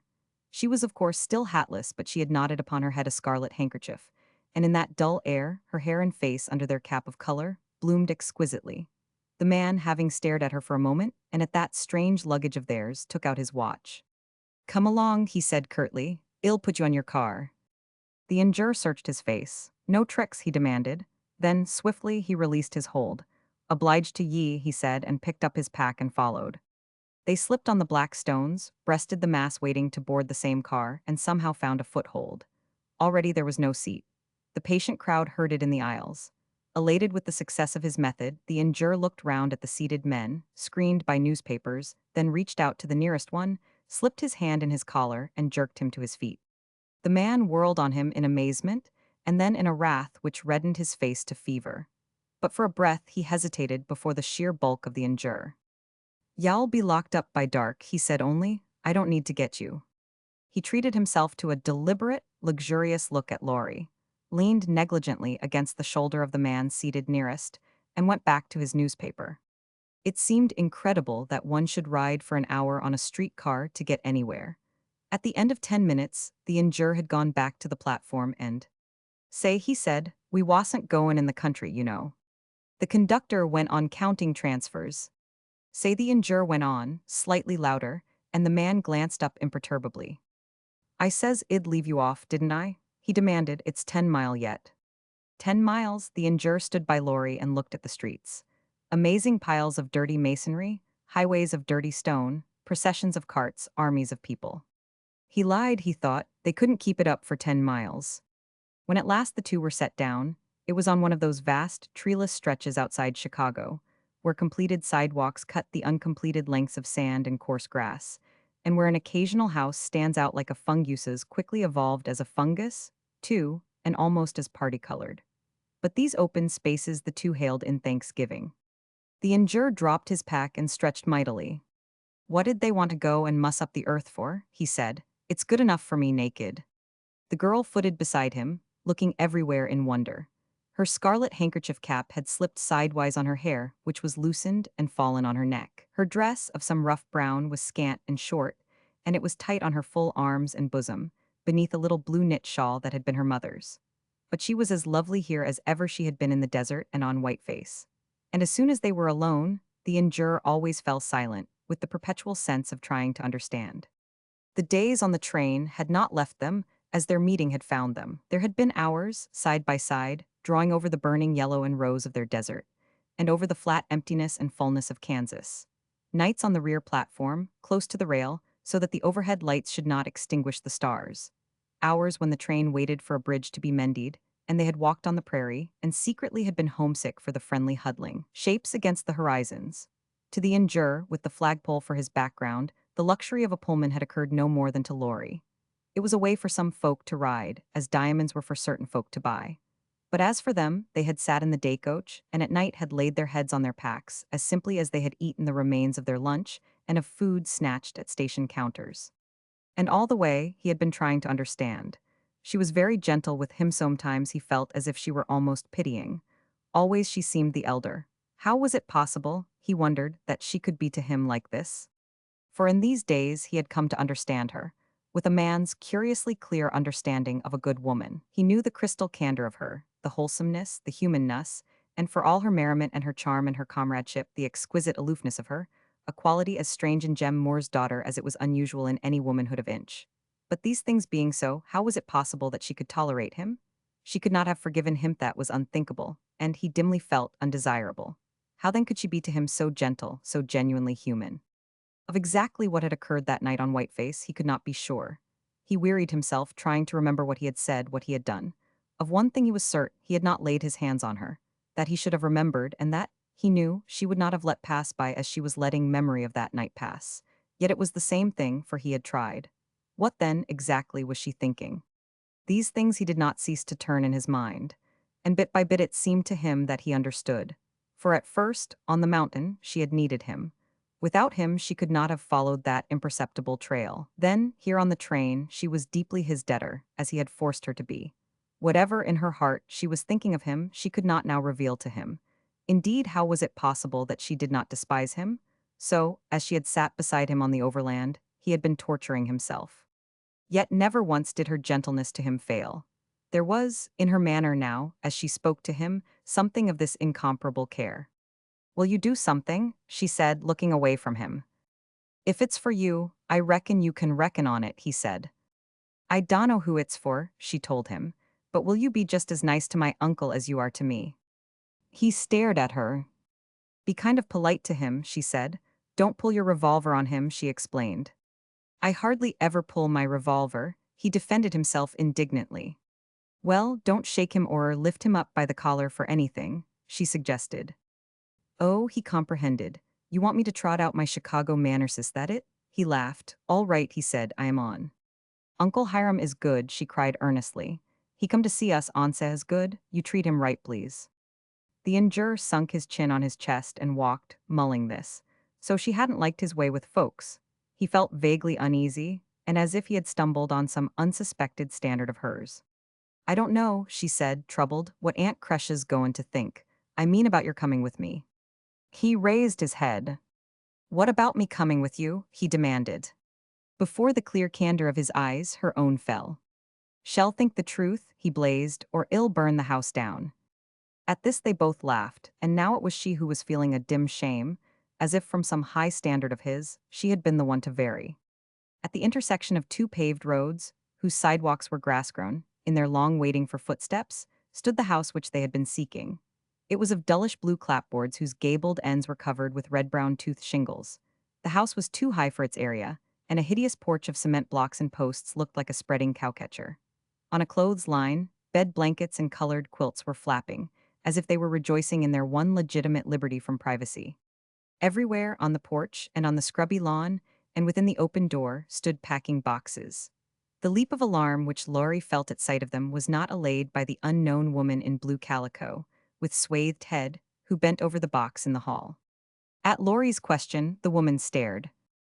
"You mean the family that's just went out of here?" she asked. "Well, they've moved to Washington, 500 100. What's that?" cried the injurer suddenly. "If you mean the family, that's just went out of here," the woman was beginning. The injurer struck his hand sharply on the post. "We mean Mr. and Mrs. Hiram Foltz," he shouted, "and if you're trying to be insulting." The woman looked at him, open-mouthed. "Why, my land," she said, "I never heard their names in my life. I just happen to know the family moved to Washington. You better ask next door meb they knew em." Laurie interposed, thanked her, got back to the street. "Spossin' she was puttin' on," she urged. "It don't hurt us any." "Puttin' on?" raged the injure. "Well, I should say, pretendin' not to know the name of whoever moved out of the same house she's movin' into." It was true, the neighbor told them. Mr. and Mrs. Hiram Foltz had been gone for almost a month. She found the Washington address for them, and in a moment they were back on the Illinois prairie again, with grass-grown sidewalks leading them nowhere. "I must look for a job," Laurie said only. "I must begin now and look for a job." The injurer's look traveled over the waste stretches, cut by neat real estate signs. The sun was struggling through a high fog, the sky was murky, and on the horizon where Chicago lay, the black smoke hung like storm clouds. "What a devil of a hole," he said. "It looks like something had swelled up big and bust and scattered all over the place." "I don't know how to look for a job," Laurie said only, staring toward that black horizon cloud where lay the city. "Don't you want to go on to Washington?" the injure asked casually. Laurie shook her head. "I can't," she said, "and I ain't goin' to come down onto you again." He looked down at her, and for the first time since they had boarded the overland, he saw the hunted look in her eyes. She was turning toward the city with exactly the look with which she had turned, over shoulder, toward Inch and Bunchy. He looked at her bright fallen hair, at the white curve of her throat, at the strong brown hand with which she held her pack that she steadfastly refused to let him carry. Here she was, remote from all the places and people that she had ever known. Here she was, almost penniless. He thought of her bright insolence as she had sat his horse that morning on the desert, of her breathless appeal to him in the dark of his hut, of her self-sufficiency in the night of his cowardice and failure. Now here she was, haunted by another fear. In the days of their comradeship, he had felt in her presence shame, humility, the desire to protect, and passion, steadfastly put down by the memory of that night for which he was trying desperately to make amends. But never till that moment had he felt for her a flash of tenderness. No, it must have been the brown hand nearest him, on her pack, which so moved him had felt a great longing just to give her comfort and strength and a moment of cherishing. She looked up at him, and abruptly and with no warning, it seemed to the injure as they walked there together, and he looking down at her, that he was she. He seemed to move as she moved, to be breathing as she breathed, to be looking from her eyes at that storm cloud of a city lying in wait for her. For an instant of time, he seemed to cease to exist of himself and to be wholly Laurie. Then she looked away, and he lifted his eyes to the flat green and brown, and was striding on himself again. "I never thought of it before," he burst out. "It is a job to be a woman, and alone in Chicago, Lord." Her look flashed back at him. "I can get along just as well there, or anywhere else, as you can," she challenged. Going back on the car, he argued it with her. Why should they not go on to Washington? His bank was to telegraph him funds. These were probably waiting for him now.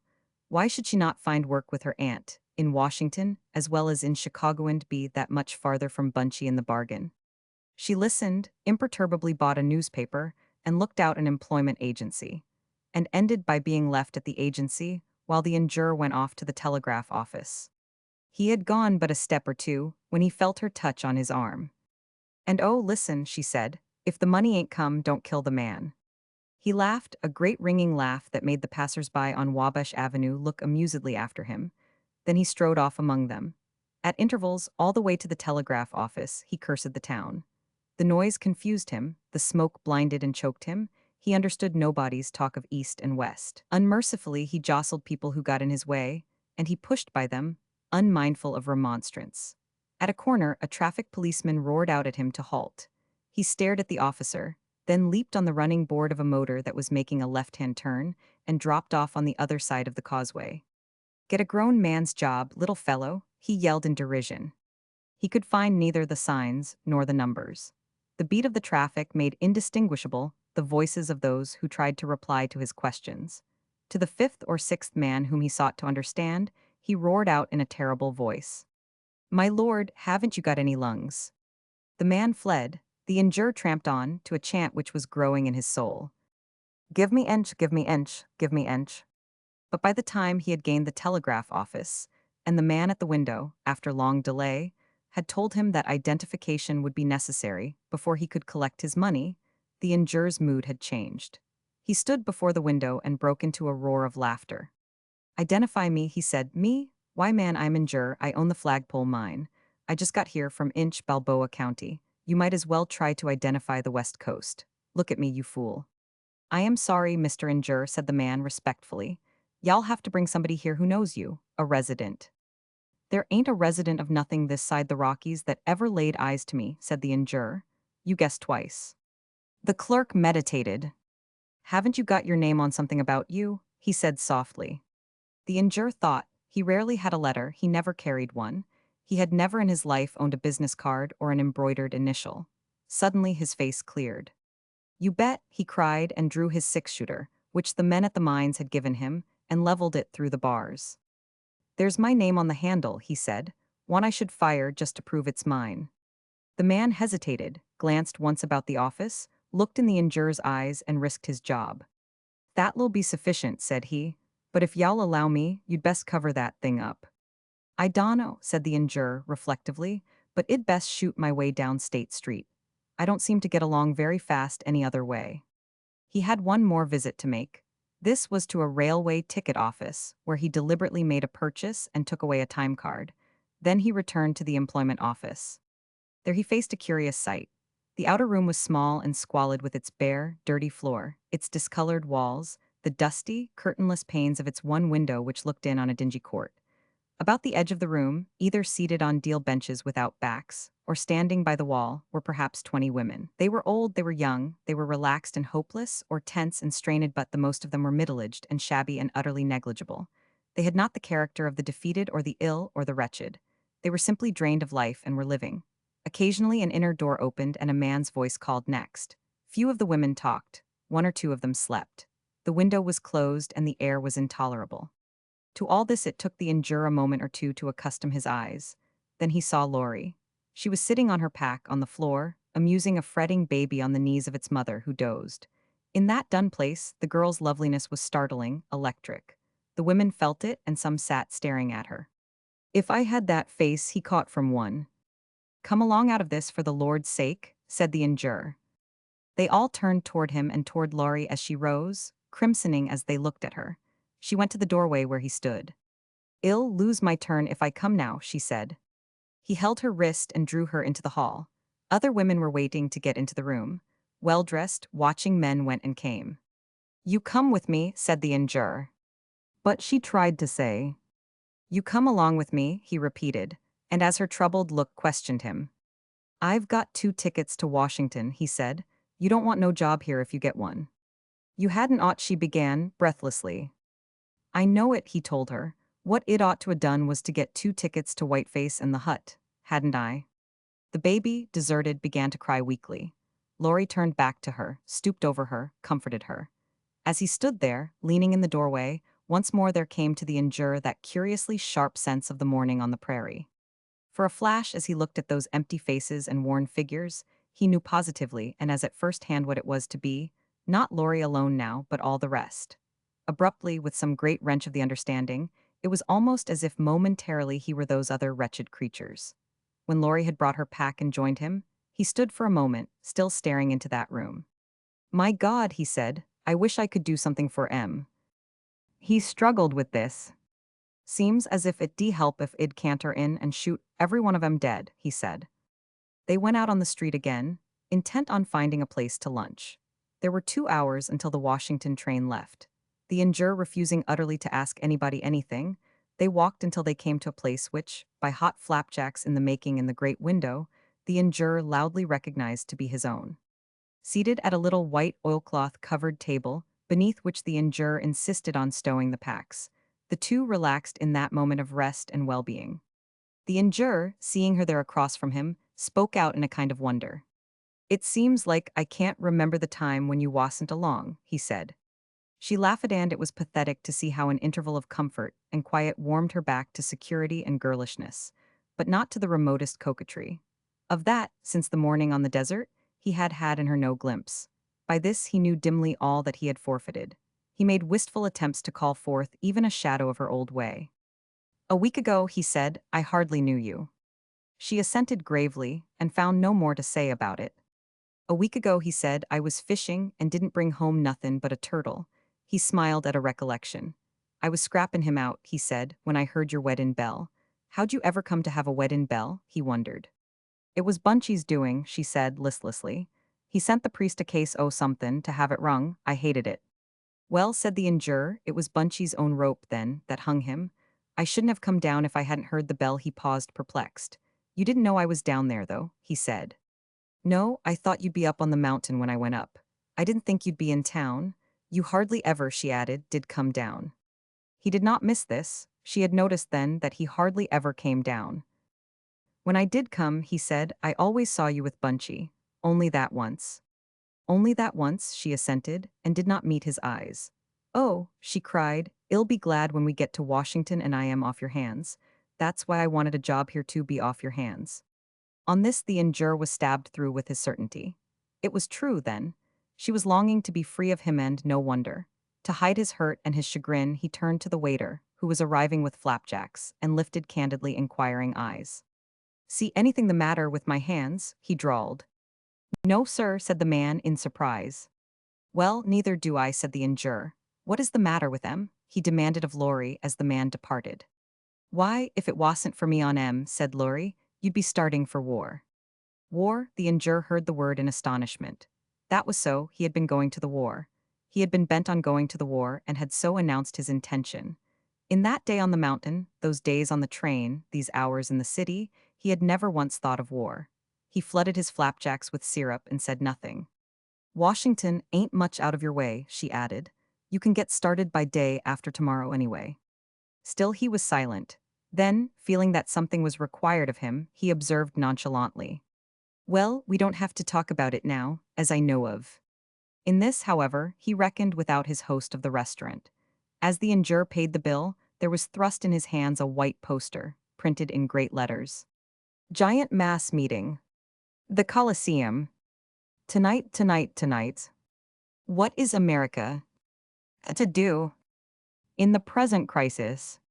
The injure read it through twice. "What crisis?" he asked. The restaurant keeper, a man with meeting eyebrows, who looked as if he had just sipped something acid, stopped counting change in piles and stared at him. "Where you from?" he asked, and saw the packs and added, "Boat, eh? Ain't you heard about the vessel?" The injure shook his head. "Well, man," said the restaurant keeper with enjoyment, "another nice big U.S. merchantman is blowed into Flinders a couple o' days ago, a sailin' neutral seas. Nobody much killed, I guess, but leave 'em wait and see what we give 'em." "Does it mean war?" asked the injure eagerly. "That's for the meetin' to say," said the man, and winked, and still winking, reached for somebody's pink check. The injure turned to Laurie with eyes alight. "Let's get a train in the night," he said. "Let's stay here for this meeting." In the circumstances, there was nothing that she could well say against this. She nodded. The injure consulted his timetable, found a train toward morning, and the thing was done. He left the place like a boy. "Let's see some of this mouth o' the pit this afternoon," he said, "being we're here, and then we'll head for that war meeting. It's grand we got here for it," he added. Laurie looked up at him in a kind of fear. On the mountain that night she had not once really feared him. But here, she now understood, was a man with whom, in their days together, she had after all never yet come face to face. Romans 6. They sat where they could see the great audience gather. The people came by thousands. They poured in the aisles, advanced, separated, sifted into the rows of seats, climbed to the boxes, the galleries, ranged along those sloping floors like puppets. The stage filled. There were men and women, young, old, clothed in a mass of black shot through with color. Here were more people than ever in their lives Laurie or the injure had seen. The stage alone was a vast audience hall. The people talked. A dull roar came from them, fed by voices, by shuffling feet, by the moving of garments and papers and bodies. They all moved, no one was still.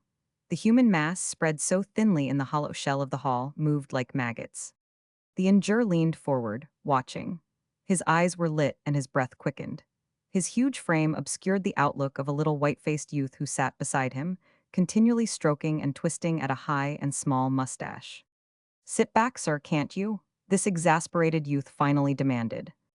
The injure, his hand spread massively as he leaned on his leg, tossed him a glance, over shoulder, and with lifted brows. "Why, you little lizard," he observed only, and did not change his posture. A group of men and women in evening clothes sat beside Laurie, who frankly stared at them. One of the women, elderly, pallidly powdered, delicately worn down by long, scrupulous care of her person, sat with one blue and boned hand in evidence, heavily clad with rings. "Look at the white bird's claw," the injure said suddenly. "I'd like to snap it off its bloomin' stem." And as the people ceased to come in, and now were merely sitting there, breathing and incredibly alive, he suddenly spoke aloud. "If hundreds of 'em fell dead and was dragged out," he said, "we'd never know the difference, would we?" Laurie's look was the speculative look which always embarrassed him. "If two of 'em was us, we would," she said. The injure laughed boisterously. "You bet then," he agreed. "Lord, ain't it grand that the rest of 'em could go, for all we care." She pondered it. "What if they was a big fire," she said, "like the Hess house?" The Hess house, an unsavory place of Inch, had burned the year before, and with it 5 nameless women. "Oh gosh," said the injure, "you could hand 'em out like fish off the coals, and save 'em, alive and kicking, and court 'em up somewheres and rip back for more." "Why?" asked Laurie. "Why would you do that if it didn't make any difference?" "Because you'd be a dub if you didn't," he replied simply. He was silent for a minute, played at picking her up in his arms, holding her, hewing through the crowd, trampling them out of the way, and as he went, kissing her when he pleased. To him, the hall dimmed and went out, then he heard the chairman speaking. The chairman was a man of thick body and bent head, with watching eyes, and a mouth that shut as a fist shuts. His voice went over the hall like a horn. The meeting had been called because something must be done, something must be done. The war had dragged on until the world was sucked. Men, women, children, money, arms, cities, nations were heaped on the wreck. The wreck was the world. Something must be done, something must be done. In all the earth stood only one great nation, untouched of carnage, fat, peopled and peopled with sons of the warring world. This meeting had been called because something must be done. There were those who had come to tell what to do. To those who comprehended, the weight of the moment lay in the chaos of applause which took the house. The air of the place, languid, silent, casual for all that one observed, abruptly solidified and snapped and flew asunder. In its place leaped something electric, which played from the people to the speaker who came first to his place, and from him back to the people. This man began to speak slowly. He was slow-moving, slow of eyelid and of glance, and his words came half sleepily. It was so that he told them about themselves, children of those who had come to America for escape, for retreat, for a place of self-expression, who had sought liberty, free schools, manhood suffrage, womanhood suffrage, religious freedom, and had found some of these and were seeking more. Picture by picture he showed them a country which, save for its enduring era of industrial babyhood and its political and judicial error, gave them richly of what they had sought, developed them, fed them, comforted them. A place of plenty, a happy paradise, a walled world, he pictured theirs. In the same sleepy, casual fashion, he went on, "Why should they set about all this talk of something must be done? This was none of our quarrel. Perfectly, by this time, we recognized its causes as capitalistic issues. If they chose to murder one another, should we add terror unto terror by slaying more and ourselves? Why ourselves and our sons? Why not stay soft in the nest we had made, while men of the soil which had nourished our fathers called to us vainly, the death rattle in their throats, sighed delicately for this rattle of death in millions of throats, and fill our own with the fat of the land whose prosperity must not be imperiled? Read of a people decimated, and answer by filing a protest. Pray for peace incessantly, beside our comfortable beds. Read of atrocities and shudder in our warm libraries. Hear of dead men who fought and dead men who rotted, and talk it over on our safe, sunlit streets. Meet insult on the high seas and merely hold mass meetings. And speculate, speculate, speculate at our laden dinner tables on the probable outcome. The part of men is being played by us all, the slow voice went on, of men, and of descendants of men of Europe. It was so that they acted in 76, the men of Europe, was it not? And we are the sons of those who, before 76, made Europe as they made Americandas. The destruction of one of our vessels, what is that to us? Let's turn the other cheek. And let's meet here often, friends. What do you say? Here it is warm and light you come from good dinners you come in good clothes in automobiles. Let us meet tomorrow and tomorrow and tomorrow. Let us have music where is the music tonight? Tipperary Marseillaise whacked and Rhine God save the king we, are we not being stirred by these to sign a protest? To take a collection which shall keep them fighting on? Something must be done. So we meet and meet and meet again. And we play a part that in the history of the next century will make the very schoolboys say, thank God, America locked her door and kept her safety and let them die. Next week let us meet here again next week, pleasantly and together. Something must be done. In the name of all the bleeding nations, let us keep on meeting, in this large and lighted hall. Before the silence in which he turned away had been rent by the applause that followed on the surprise of it, another man sprang from his seat on the stage and strode to the front. In a gesture curiously awkward and involuntary, he signed them to let him speak, and his voice burst out before they could hear him. He is right, and I burn in flesh and soul, and blood and bone of these peoples of Europe who made me. Their flesh cries to my flesh, and it answers with a tongue that has been dumb too long. Men of America, men who have lately been sons of the warring nations, and have crept off here just in time be, a decade, or by a centurito stand with whole skins and unbroken bone slits have done with it. Do we face our insults as men or do we stand silent and bid for more? And are we another kind of creature? Do we understand what those men suffer? Are their cries of agony to us in another tongue? Have blood and misery and madness a language of their own? And are we deaf to it or do we know with every fiber in us what it is they are going through? What it is they ask of us? What it is that if we are men we must give them and give them now? For now their provocation is our provocation. I ask you what it shall be the safe way of intervention? Or the hands of human beings, to succor the naked hands of the desperate and the dying of our own kin, and to revenge our wrong. In an instant the hall was shattered by 1,000 cries. Men leaped to their feet, some sat still, some wept, but the cries which came from no one knew whom of them, rose and roared distinguishably. To war, war, war! The injure had risen and stood stooping forward, his hands on the rail, his eyes sweeping the crowd. His look seemed to lick up something that it had long wanted, and to burn it in his face. He was smiling with his teeth slightly showing. Ah, he said within his breath, and said it again, and stood rocking a little and breathing hard. The demonstration lasted on as if a pent presence had lapped them to itself and possessed them. A man and another tried to speak, but no one listened.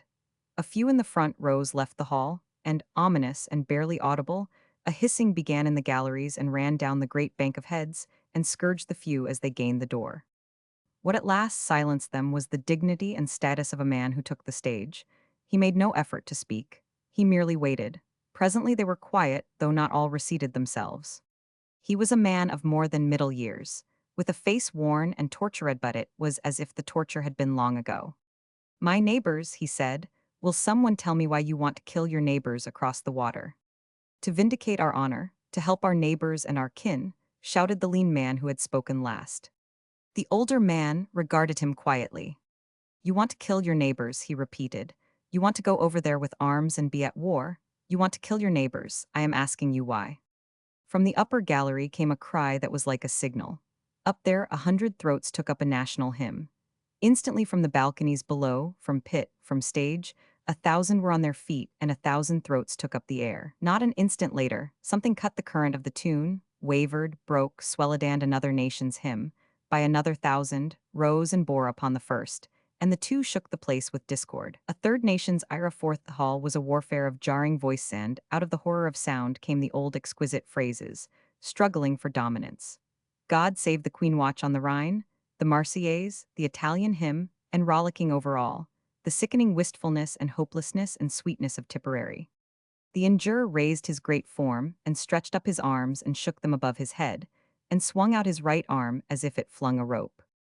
Ye Heliawo, he shouted, like the cry of all the galloping cowpunchers of the West, galloping and galloping, to a thing on which, with sovereign intensity, they were bent. He silenced those about him, and they looked and laughed and gave themselves back to their shouting. The woman with the blue-boned hand looked over to Laurie, and smiled with a liquid brightness in her eyes, and her pink-spangled fan tapped her hand in tune with the nearest of the songs about her. This woman looked like a woman of the Revolution, who believed that good has always come out of war, and that from war good will always come. She smiled, Tears rolled on her face. She sank back weakly, but she waved her pink spangled fan. As his hand came down, Lori caught at the injure's sleeve. "Can't we go?" she begged, "can't we?" He pulled his sleeve from her hand, hardly knowing that it was there, and kept at his shouting. The only man to whom they would listen was, at last, the man who had so roused them. When, after a hurried conference with the chairman and others, this man rose again, they listened in the vague expectation that something would now be said which would excite them further. "Don't be senseless fools," he shouted. "This is no better than a neat, printed protest. Something must be done. Say what it is that you are going to do, or you may as well go home." He turned pointedly toward a dark-bearded man who was evidently expected to follow him. This man rose and shook out a paper. He shouted shrilly and wagged his head in his effort to make himself heard, and his long hair swung at the sides. At this moment he rehearsed. 18 meetings such as this are being held in 18 towns: New York, Baltimore, New Orleans, Los Angeles, San Francisco, Salt Lake, Denver, Omaha, Portland, Spokane, St. Louis, Cleveland, Minneapolis, Milwaukee. These and the others are holding meetings like this. You know how each meeting is to take action and transmit that action tonight to each of the other meeting places. I ask you, what is it that this meeting is going to do? And Mr. Chairman, I make you a motion." The hall was so silent that it seemed drained of breathing, so electric with listening that it seemed drained of thought. "Mr. Chairman and gentlemen, and ladies, for I deem you fully worthy to have a share in these deliberations," said he, with a magnificent bow. "I move you that, whereas our government in its wisdom has seen fit to withhold itself from the great drama of the world's business for a length of time not to be tolerated by a great mass of its citizens. And, whereas, since the destruction of the steamship Fowler, a merchant vessel, belonging to the United States and sailing neutral waters, 3 days have elapsed without action on the part of the government thus outraged past all precedent in conduct toward neutral nation save only one nation. That now, therefore, we here assembled, citizens of the United States, do voice our protest and demand of our government that if within the week no adequate explanation or apology shall be forthcoming from the offending power, we do proceed without further delay to declare war against that power. And I further move you, that it be the sense of this meeting, that we hereby petition for immediate mobilization of our army. And I further move you that, on the carrying of this motion, a copy of it be telegraphed to the President of the United States, and to the chairman of the 18 similar meetings held in the United States this night, in the common name of liberty and humanity. The hall became a medley of sound with but one meaning. Men leaped to the seats, to the rails of balconies, shouting. The thing they had wanted to have said had been said. The fire that had been smoldering since early in the war, that had occasionally blazed in public meetings, in the press, in private denunciation, had at last eaten through the long silence to burn now with a devouring flame, and the people gave it fuel. A dozen men and women there were who fought their way forward and stood on the platform, appealing for silence. One by one these tried to speak. To each the hall listened until it had determined the temper of the speaker. Then, if it was, as it was from several, a passionate denunciation of the policy, groans and hisses drowned the speaker's voice. And if it was a ringing cry of patriots of the world, show your patriotism in the cause of the stricken world and of this offended nation. The fury of applauding hands and stamping feet silenced speech no less. Question, question, question, they called not here and there and otherwhere, but in a great wave of hoarse shouting like a pulse. The chairman rose to put the motion, and as silence fell for him to speak, a youth of 20, lithe, dark, with a face of the fineness of some race more like to all peoples than peoples now are like to one another, hurled himself before him, and shouted into the quiet. "Comrades, comrades, in the name of God off the hope of the International." A yell went up from the hall. A dozen hands drew the youth away. He waved his arms toward the hall. From above and below came voices, some of men, some of women, hoarse or clear or passionate. "Comrades, comrades." But in that moment's breath of another meaning, the speaker who first had fired them stood beside the chairman and held up a telegram. They let him read. Resolution almost unanimously passed by Metropolitan Mass Meeting and by 2 overflow meetings. If there was more to the telegram, no one but the reader knew. The clamor was like a stretching of hands across the miles to New York, to clasp those other hands in their brother lust. The youth of 20 flung himself free of those who had held him, and dropped to the floor, and sat hugging his knees and staring out over the hall as if death sat there, infinitely repeated and naked. The chairman lifted his hand.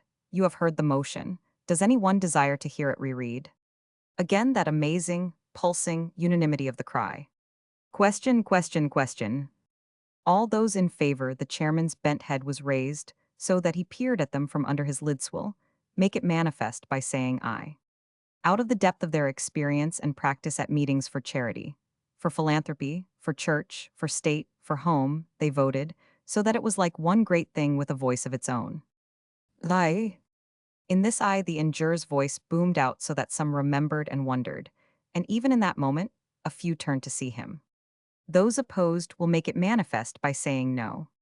The boy sprang to his feet, and with the clear call of a few hundred no's, his own voice rang out in agony.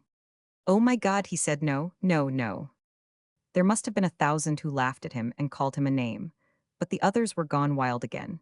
And with them, the injurer was shouting his wildest, so that for a moment he did not hear Laurie. Then he realized that she was standing beside him, crying with the few hundred there no. He took her by the shoulder and shook her roughly. What do you want to do that for? He said. Are you a white feather? It smote him with dull surprise that she was so calm. She answered him as she might have spoken on the mountain trail. If that means that I ain't like them, she said, then I am a white feather, I guess. But look here, he burst out, you're no mollycoddle.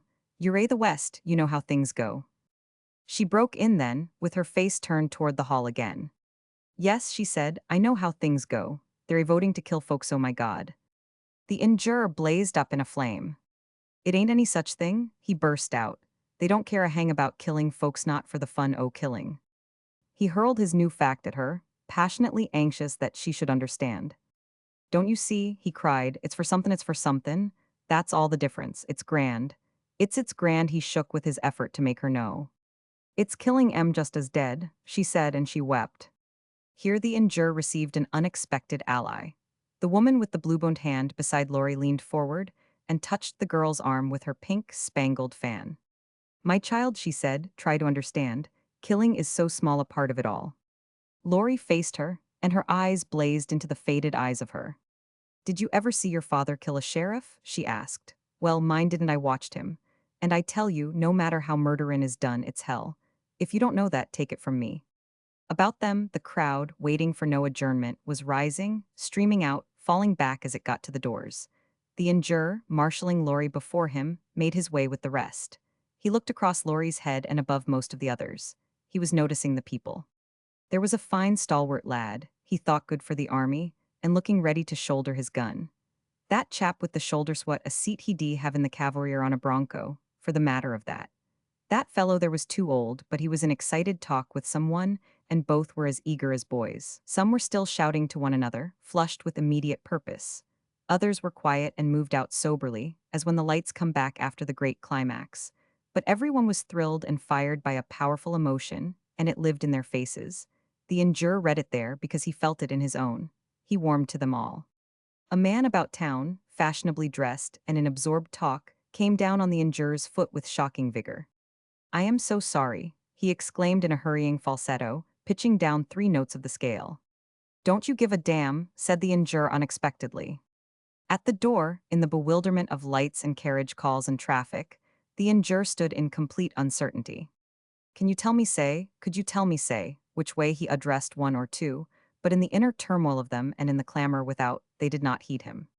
The injurer faced the next man, a fat being, with 2 nieces who knew that they were nieces, and demanded of him to be told the way to his station. Lord bless me, said the man, get on any car going that way. Thank you to hell, said the injurer heartily. Hope we're on the same side, he warmed to it. Hope we're in the same regiment, he mounted with it. As the 2 swung out on the sidewalk, he was silent with the vague mulling of this. Could we walk? Laurie suggested, is there time? He welcomed it. They went up Wabash Avenue with the slow-moving crowd. It had been raining, and the asphalt between the rails and the rails themselves were wet and shining. The black cobblestones were covered thinly with glossy mud. Even the sidewalks palely mirrored the amazing flame of the lights. It was another Chicago from the city which they had entered with the dawn. Here was a gracious place of warm-looking ways and a time of leisure, and the people meant other than the people of the morning. The injurer moved among them, swam with them, looked on them all with something new stirring him. Laurie went silently. She had slipped her handkerchief cap away, and her hair was bright and uncovered in the lamplight, but she seemed not to be looking anywhere. You did get onto it there tonight, didn't you? He asked wistfully. What do you mean? She said. Wythe knew part, he told her. Didn't you notice? Every last one of 'em was goin' on about country and folks. That's why they want to go. She was silent, and he was afraid that she did not understand. I never thought of it till tonight, either, he excused her. Don't you see? Fellows don't want to go to war just to smash around for a fight. It's for something else. He stopped, vaguely uncomfortable in his exaltation. It's killin', she said, and killin'. Killin'. He stood still on the walk, regardless of the passers, and shook her arm. Good heavens, he said, women had ought to see that. Women are better'n men, and they'd ought to see it. Can't you get past the killin'? Can't you understand they might have a thunderin' reason? No reason don't matter, she said. It's killin', and it ain't anything else. He walked on, his head bent, his eyes on the ground. She knew that he was disappointed in her, but she was too much shaken to think about that. She remembered how her mother had watched her brother go out to fight after some mean uprising of drunken whites against the Indians. Nobody knew now what it had been about, but 6 men had been shot. That stayed. Presently the injure raised his head and walked with it thrown back again. Women, he supposed, wouldn't understand. They were afraid they hated a gun, they hated a scratch. There was the woman with the blue-boned hand and wrist and the pink-spangled fanch understood, it seemed. But somehow that proved nothing, and he freed his thought of her. A window of birds took his fancy. The poor things, trying to sleep in the nightlight, were tucked uncomfortably about their cages, while their soft breasts and wings attracted to the feather shop possible buyers. The injure looked at them, thinking. He turned excitedly. I get you about that red bird, he cried, when you said not kill it. Well, there wasn't any reason for killin' the red bird, not any real reason. I don't blame you for rowin' at it. But can't you see that killin' men in war is different? She looked upon him with sudden attention. While he was being directed to their street, she stood thinking about what he had said. Is that the way you felt about it when you first said you was going to the war? She asked when he joined her. Gosh, no, he replied almost reverently. All I been wanting to go to war for was to raise hell legitimate. Don't you see no difference? He repeated. It was then that she began to understand what a mighty thing had happened to him. Her insistence that war was merely killing, was merely murder, had done violence to his new idealism. And without the skill to correlate her impressions of this, she divined that here was something which was showing her, once more, the measure of this man. And she saw, too, that now she should not fail him. She could say nothing, but as they crossed the street to the station, she suddenly slipped her hand within his great swinging arm. He caught at her hand with a passion that amazed her. As his own closed over hers, she drew breathlessly away again. Oh, she said, maybe it's late, we didn't hurry. He made no comment. At the station they claimed their packs and sat down to wait. 2 hours or more later, as they stood by the gate, a man with many bundles jostled Laurie and stood beside her, unseeing, with a long parcel jabbing at her neck. The injure laid his great hand on him.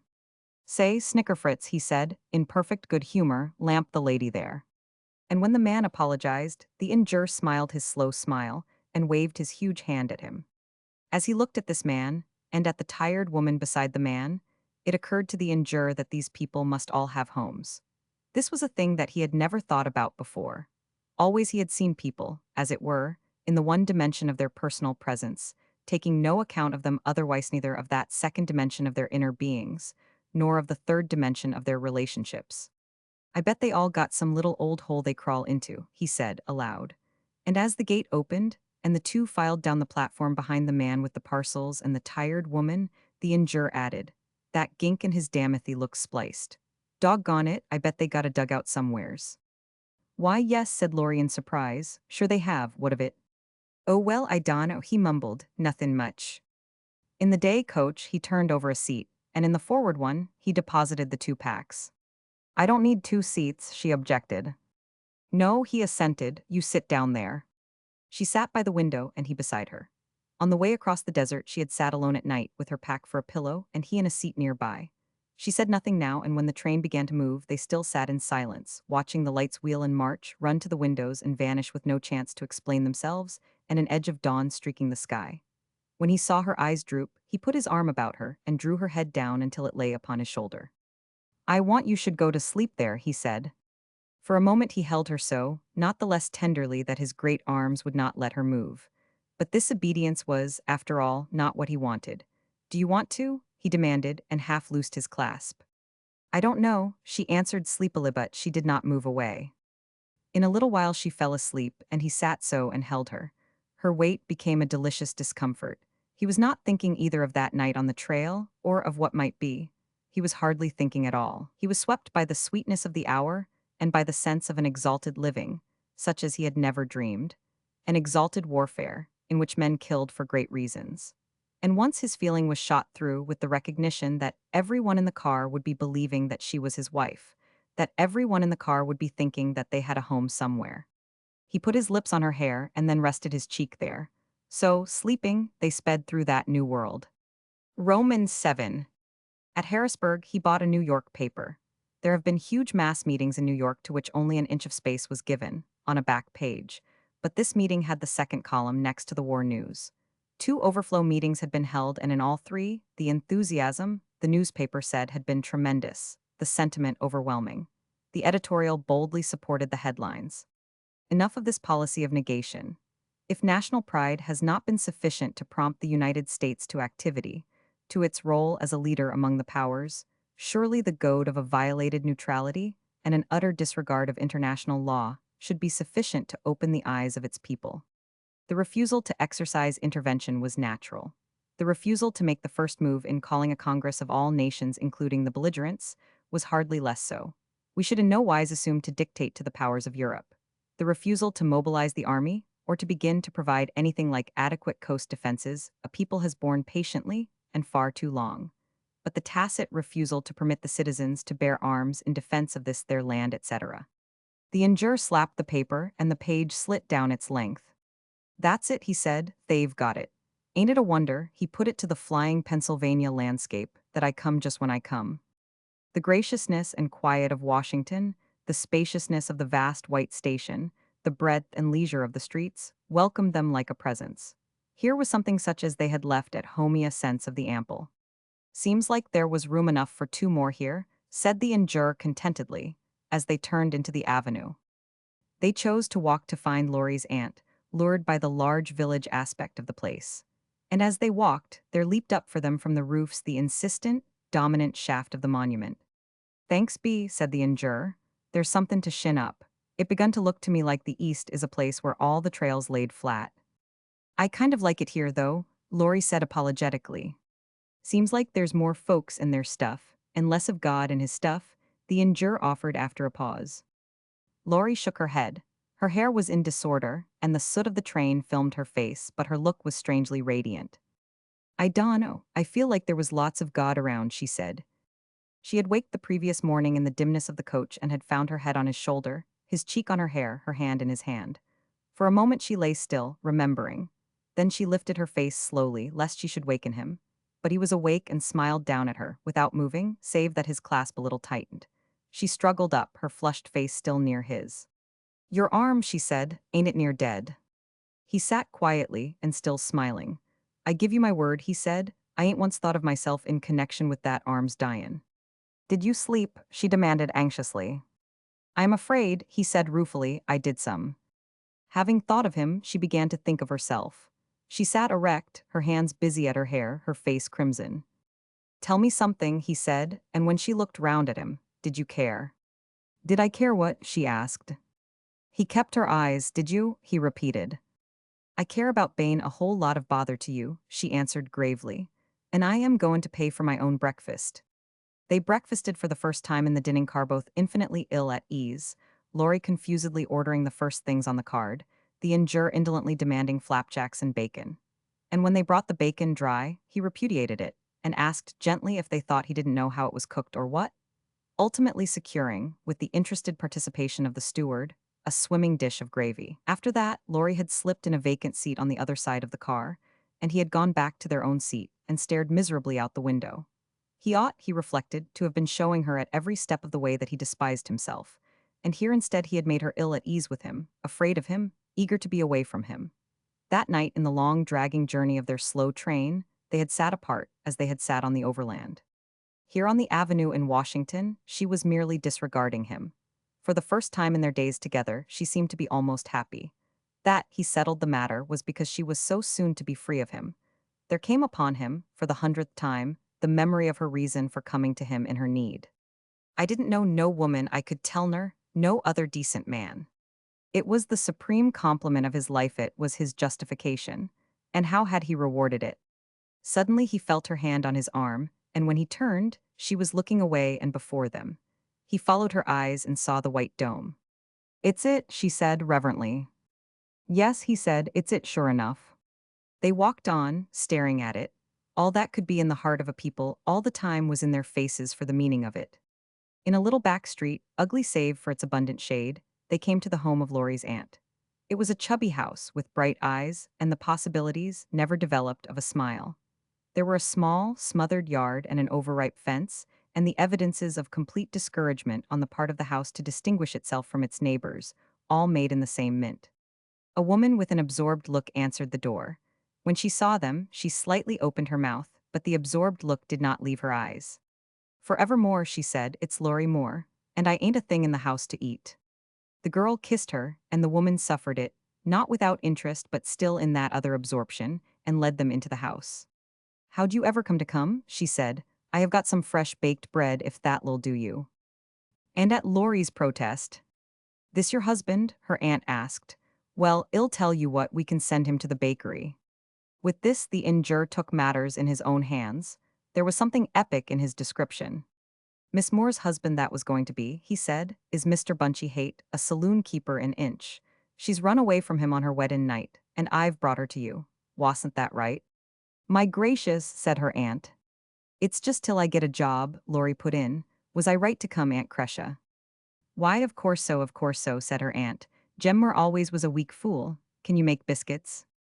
Laurie nodded. "Then we'll have biscuits and honey for supper." She arranged it, and the principal thing settled. "How is Jem?" she said, and then took account of her niece's presence with "how you have grown." In a little while they went out to the kitchen, and there the plump complacence of the little house gave way, and they stood facing its tragedy. As they entered, a chain rattled and drew across the zinc under the cooking stove. An old man got to his feet, and one of his legs was chained to the leg of the wooden settle. He must have been 80. His gray beard half covered his face. He stood with his head forward and watched them immovably. "It's Hiram's father," said Aunt Crescia parenthetically. "We've kept him chained in the kitchen most a year now. His head ain't right." The injure went over to him, seized by a horror and a pity which shook him, and he stood with this leaping pity in his face. On a sudden impulse, he put out his hand to the old man, with a groping sense that here was a language which the maddest could comprehend. To his amazement, the old man jumped backward, his chain dragging and rattling on the floor. From his throat there came a sound, 3 times repeated like a guttural giving forth of breath. Then slowly his lips drew back until they showed his toothless gums, where might have been fangs. He crouched and watched. They stood so for a moment, looking at each other. Then the injure wheeled and strode to the door, and went out in the little kitchen garden. Late sunlight slanted here, swallows were wheeling and twittering, and a comfortable cat was delicately walking a fence. The man stood, feeling a sudden physical nausea. Something not in human happenings had happened. He felt as if he could never go into that room again. He sat down on the clothes reel. He had felt friendliness, and the old man had wanted to spring at him. It was monstrous, incredible. He found himself trying to make in his throat the sound that the old man had made. He sat there until Laurie came to the door to tell him that supper was ready. She was in a clean print gown from her pack. She stood beside him, smiling and telling him that the biscuits were hot and that her uncle had come. The gown, her smile, what she was saying, all brought him back, grateful, to the commonplace hour. He followed her and spoke fearfully. "Do we eat in the kitchen, do you know?" he asked. To her negative he made no comment, and went with her through the kitchen, but he could not keep from looking. The old man sat on the settle, his eyes immovably fixed on them. "If I try to touch him, hell snarl," the injure thought, hell snarl. Laurie's uncle, Hiram Foltz, a petty clerk in one of the departments, was plainly staggered by this advent into his household, and plied his guests with questions. He was a thick, knotted man who walked as if his feet hurt, and continually fumbled with blunt finger-tips at his shaven jaw. "I was saying to her yesterday, or Tuesday, or was it Monday, that she hadn't heard from you folks in a long while," he said. The talk, the food, the motley dishes, the wallpaper and the colored pictures were the American middle-class home at its dreariest. But there was cheer and there was welcome, and the kindly hearts were potentialities of what might be in human relationship. Through the hour came the dragging and the rattling of the old man's chain on the zinc, and once a fretful, tired whining. Be good, Pa, Hiram Foltz called, gently, and the whining ceased. By some fortune, he had a meeting which took him early, leaving the household rocking with his hunt for a properly ironed collar. Laurie electing to rest, the injure set forth with his host, and left him as soon as he could, with the promise to be his guest for that night. This little man was one whom, in a saloon in Inch, the injure would unmercifully have bedeviled. But sitting at his table, he had taken him at another value, and later had insisted hotly on paying his car fare. Once alone downtown in that city, the injure walked with head erect, his eyes on the facades of buildings, on the lights, on all the aspects of a city street to which the habitués grow accustomed. This was, for the world of a city, the most beautiful world which he had ever walked. He knew not at all what it was that pleased him. But the order and smoothness of the streets, the leisure or pleasant absorption of the passers, the abundant light, the dignity of the stone, all these met him with another contact than that of muddy, roistering Inch, or the shining body of San Francisco, or the sullen, struggling soul of Chicago. A fellow must have a nerve to get drunk here, was the way that he thought all this. Before the office of the Post, he halted and crossed. A lit bulletin board had called a crowd. President receives telegrams from 18 mass meetings demanding war. He read. A rough voice cried out. Yes, and if there'd been anybody home in Washington, we'd had a meeting here. No one made any comment, and the man disappeared in the crowd. 10,000 cut to pieces in the Stelvio Pass. The bulletin went on. End of the war not in sight, Lord of Admiralty says. 2,000 women march 60 miles in the snow with their children. 7 women travel together to Washington from 7 warring nations. The injure went on down the street. The bulletin board was like a window opened abruptly upon another world and closed again. Again, the quiet and soft brilliance of Pennsylvania Avenue came to meet him. He turned and looked back at that dim, watchful dome. Nothing to stir a man up to enlist here, he thought. This town looks like the war'd been put to bed. He looked in at the door of the New Willard, saw the lobby and the corridor unaccountably filled with women, and retreated. On the street, he looked down at himself in slow speculation. I dunno but what I'd look better in some different clothes, he thought in surprise. When he returned to the house, Laurie had gone to bed, and he felt a vague disappointment. He had wanted to tell her about it. Yet, in the morning, when he tried to tell her, all that he found to say was, It's a nice, neat town. Everybody minds their own business. I tell you, a fellow'd have his nerve to get drunk here. Against her aunt's will, Laurie was to begin her search for work that day. There were virtually no advertisements for help. She started early to find an employment agency. The injure went with her, and when they were alone in the street, she turned to him. Don't you leave me keep you here a minute, she said earnestly. You go when you're ready, you know that. Go where? He said, where'll I go? Where you want to, she answered. I mean I've hung on to you long enough. You want me to go, don't you? He said. Well, I should think you would. I don't want to drag on you on spend your money, she answered. As soon as I can, I'll pay you for my ticket to you know that. She stopped, suddenly breathless. Oh, she said, I ain't going to try to tell you all you done for me. I guess you know that. You look at her, he said. I am going to sit by till I see you get some kind of a job if a job's what you want. Oh, don't be afraid I'll bother you. I'll get a room somewhere san keep track. And don't you be afraid I'll do much not much that I don't want to do. They went to 1 or 2 of the agencies, and the injure waited on the curb till she reappeared sometimes after an hour of his waiting. And once as they went through a downtown street, he spoke in wonder. I never saw so many women in a place in my life, he said. Not even an inch in racetrack times, did you notice? Laurie sighed. Yes, she said, I 999. How do you suppose they all got so much to see about, and such a lot o' nice clothes? She asked. The day passed fruitlessly for her. The injure found a room, which he rented without looking at it, and came back to the Foltz for his things. Mrs. Foltz insisted that he stay for supper, and when he had accepted, he was aghast to find that, the evening being chilly, and Mr. Foltz being kept late at the department that night, they were to sit at supper in the kitchen. The old man on the settle was very quiet. He sat crouched in a corner, and save for those immovable eyes on them all, his presence would hardly have been noticed. The injure had brought an evening paper, and occasionally he read from it snatches of the European news, but principally to keep his eyes from the old man. Ranks to be thrown open without age limit.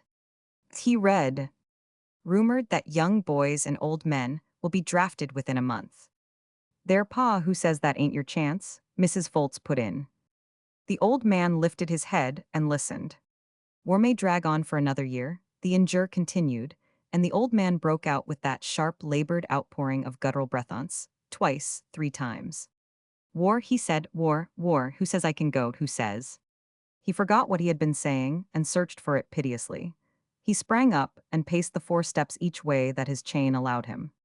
There, pa, I'll come feed you your supper now, Mrs. Foltz soothed him.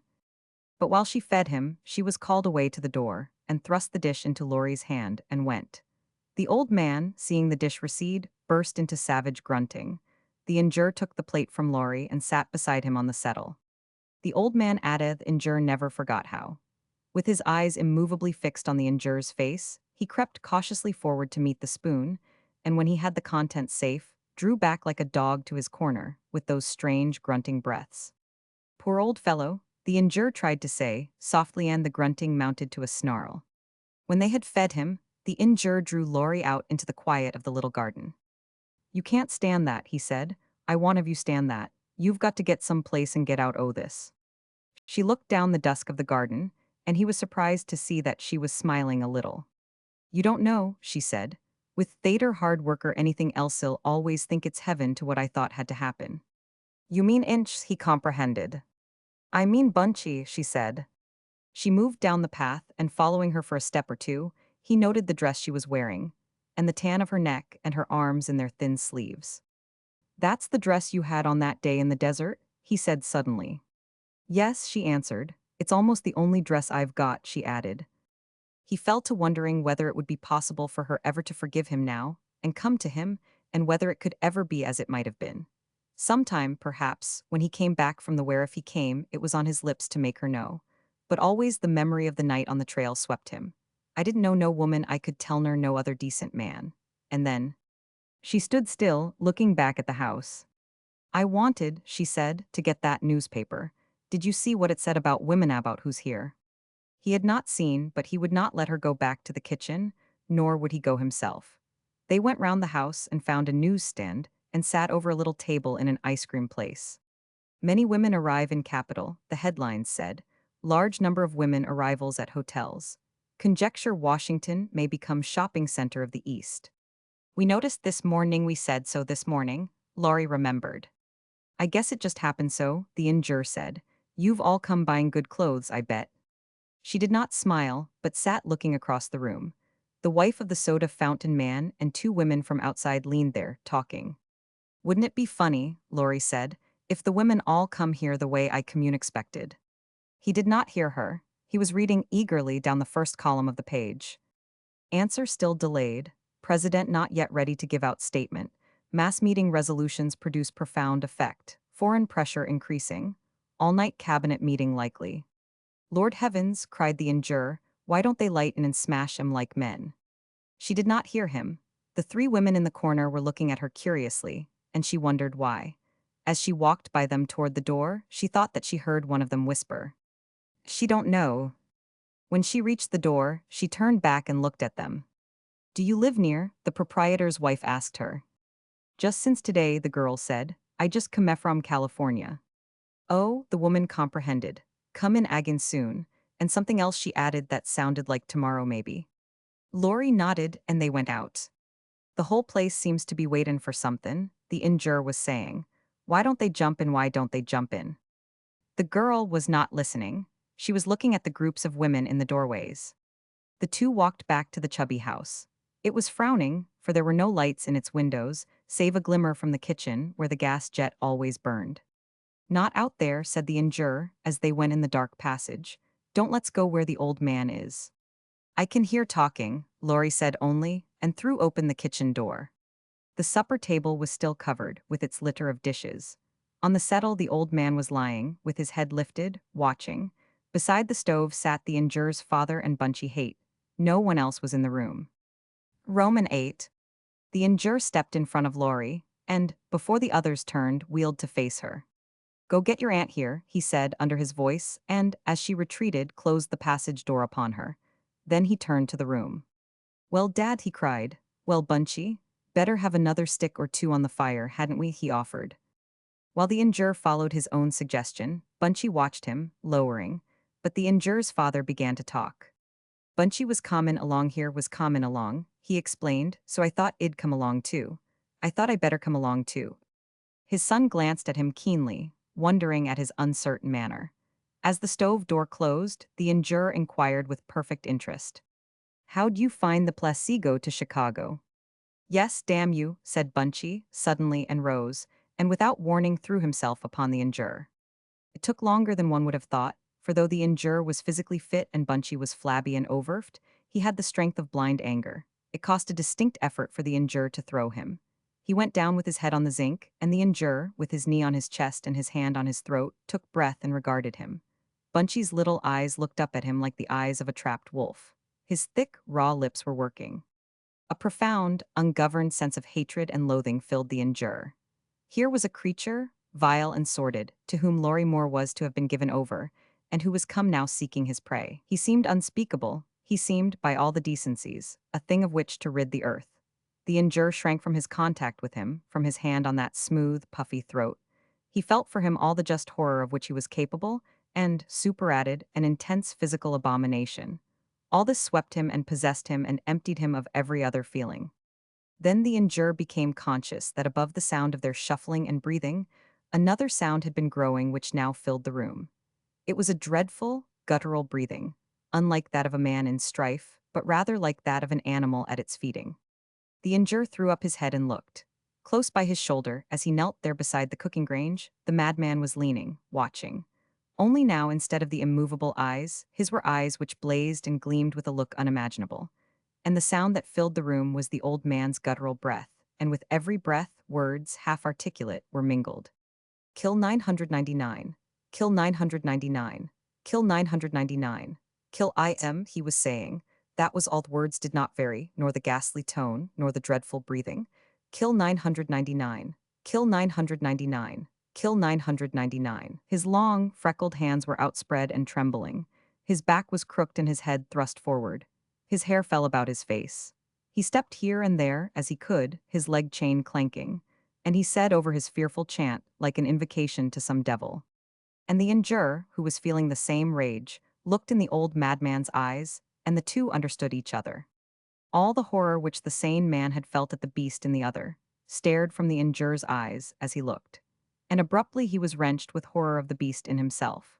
With a sense of weakness, as at the going out of something which seemed to drain his veins, to abandon his body like a great breath from his pores, he took his eyes away from that face.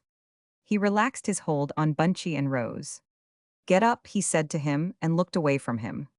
Bunchy scrambled to his feet, amazed, blinking, pulling at his collar, casting sidewise glances of vehement suspicion. The injurer merely stood there, not looking at him. Listen here, said the injurer in a moment. The girl is here with her folks. If ever the time comes when she'll marry me, God knows I want her. But for now, I am out of your way. You can deal with her and her folks for all of me. Understand? Considering the injurer's obvious advantage, Bunchy by no means understood. His look said so. Neither was the injurer's father at all comprehending. In his father's face, the genial kindness and the settled sadness had given place to a contagion of rage and passion. The injurer had never seen his father like this. Even in that moment, this look on the kind, careless face filled the son with sick surprise. The old man by the settle, who had stood staring at this strange turn of things, broke into a plaintive whimper. Kill him, kill I am, he besought like a disappointed, teasing child. When Bunchy would have spoken, spluttering, he was arrested by a sound at the door. It was Laurie and her aunt, whom she had found in talk with women at a neighbor's, and it was Hiram Foltz, whom, returning, they had met at the street door. The injurer greeted them gravely. You meet my father, he said, and named them. And you meet, he said, Mr. Bunchy Haight. Mrs. Foltz stared. Not one of all her gifts was a gift for diplomacy. Why, ain't that the man, ain't that the name, she recalled it, and met the injurer's nod, and saw the look on Laurie's face, and instantly reacted in her own way. My gracious, she said, have you had your suppers? Bunchy, replying with labored elegance, feigned to be his gallant best to Laurie's aunt, feigned to look beseechingly and reproachfully at Laurie, and feigned to glower heartily at his enemy, became a writhing Bunchy, demeaning himself with ample absurdity. The injurer was merely silent. In a moment he took his leave, and as he went, he turned to Laurie. If you want me, he said, send for me. I'll be waitin' there in the room I got. She made no answer. She had been like someone stricken since first she had seen who was in the room. "Y'all do it," he persisted, grateful for Hiram Folt's nervous fire of questions at his new guest.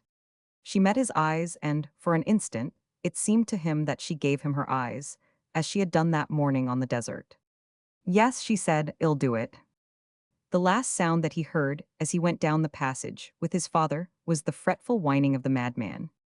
Kill, im kill, Roman 999.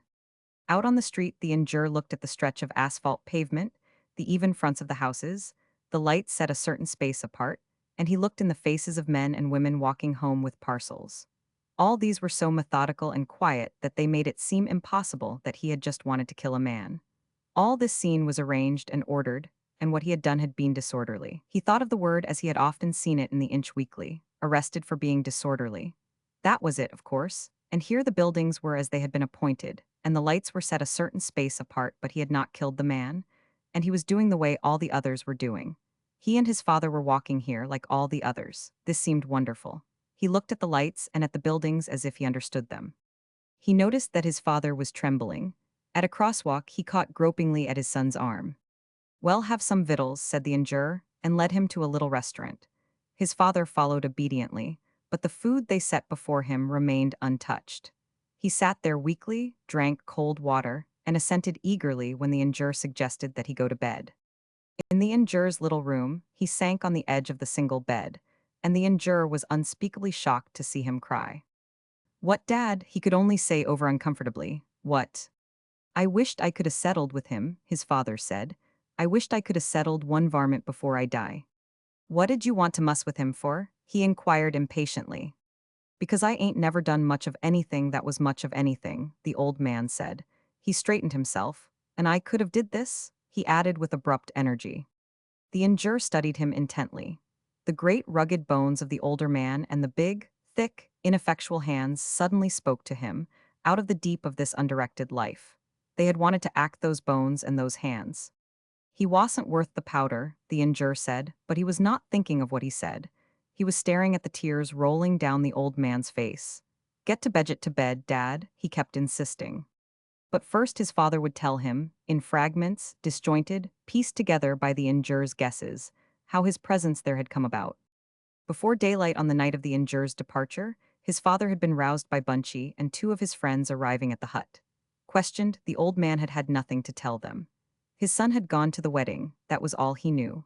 Still, his son was unmistakably missing now, and the absence was the clue on which Bunchy had worked all that day. On the morning of the second day, the messenger had come riding over from the ticket agent beyond Whiteface, and had spread in the bars of Inch the tale of the manner of the injurer's purchase of 2 tickets to Chicago. As soon as he heard, the old man, having done his son's bidding at the bank in Inch, had sought out Bunchy, found him leaving on the limited, and abruptly resolved to travel with him so's to keep my eye on the bugger, he said. Here he began to retell it all, and to fit in wrong places some account of Bunchy's doings on the journey and of their half-day in Chicago. "He's a bad bugger," the old man repeated fretfully. "Only he's worse than that, if I could think." By all this, and by the nerveless movements and the obvious weakness of his father, a fact gradually returned to the injurer. "Dad," he cried, "you said you was sick the night you come to the hut. Ain't that over?" It appeared that it was by no means over the sickness of which the older man had complained. To the injurer, sickness meant so little in experience that he was unable to take it seriously in anyone else. In all these days, he had not once recalled his father's mention that he was ailing. He was swept by his compunction. Against the old man's protest, he called a doctor.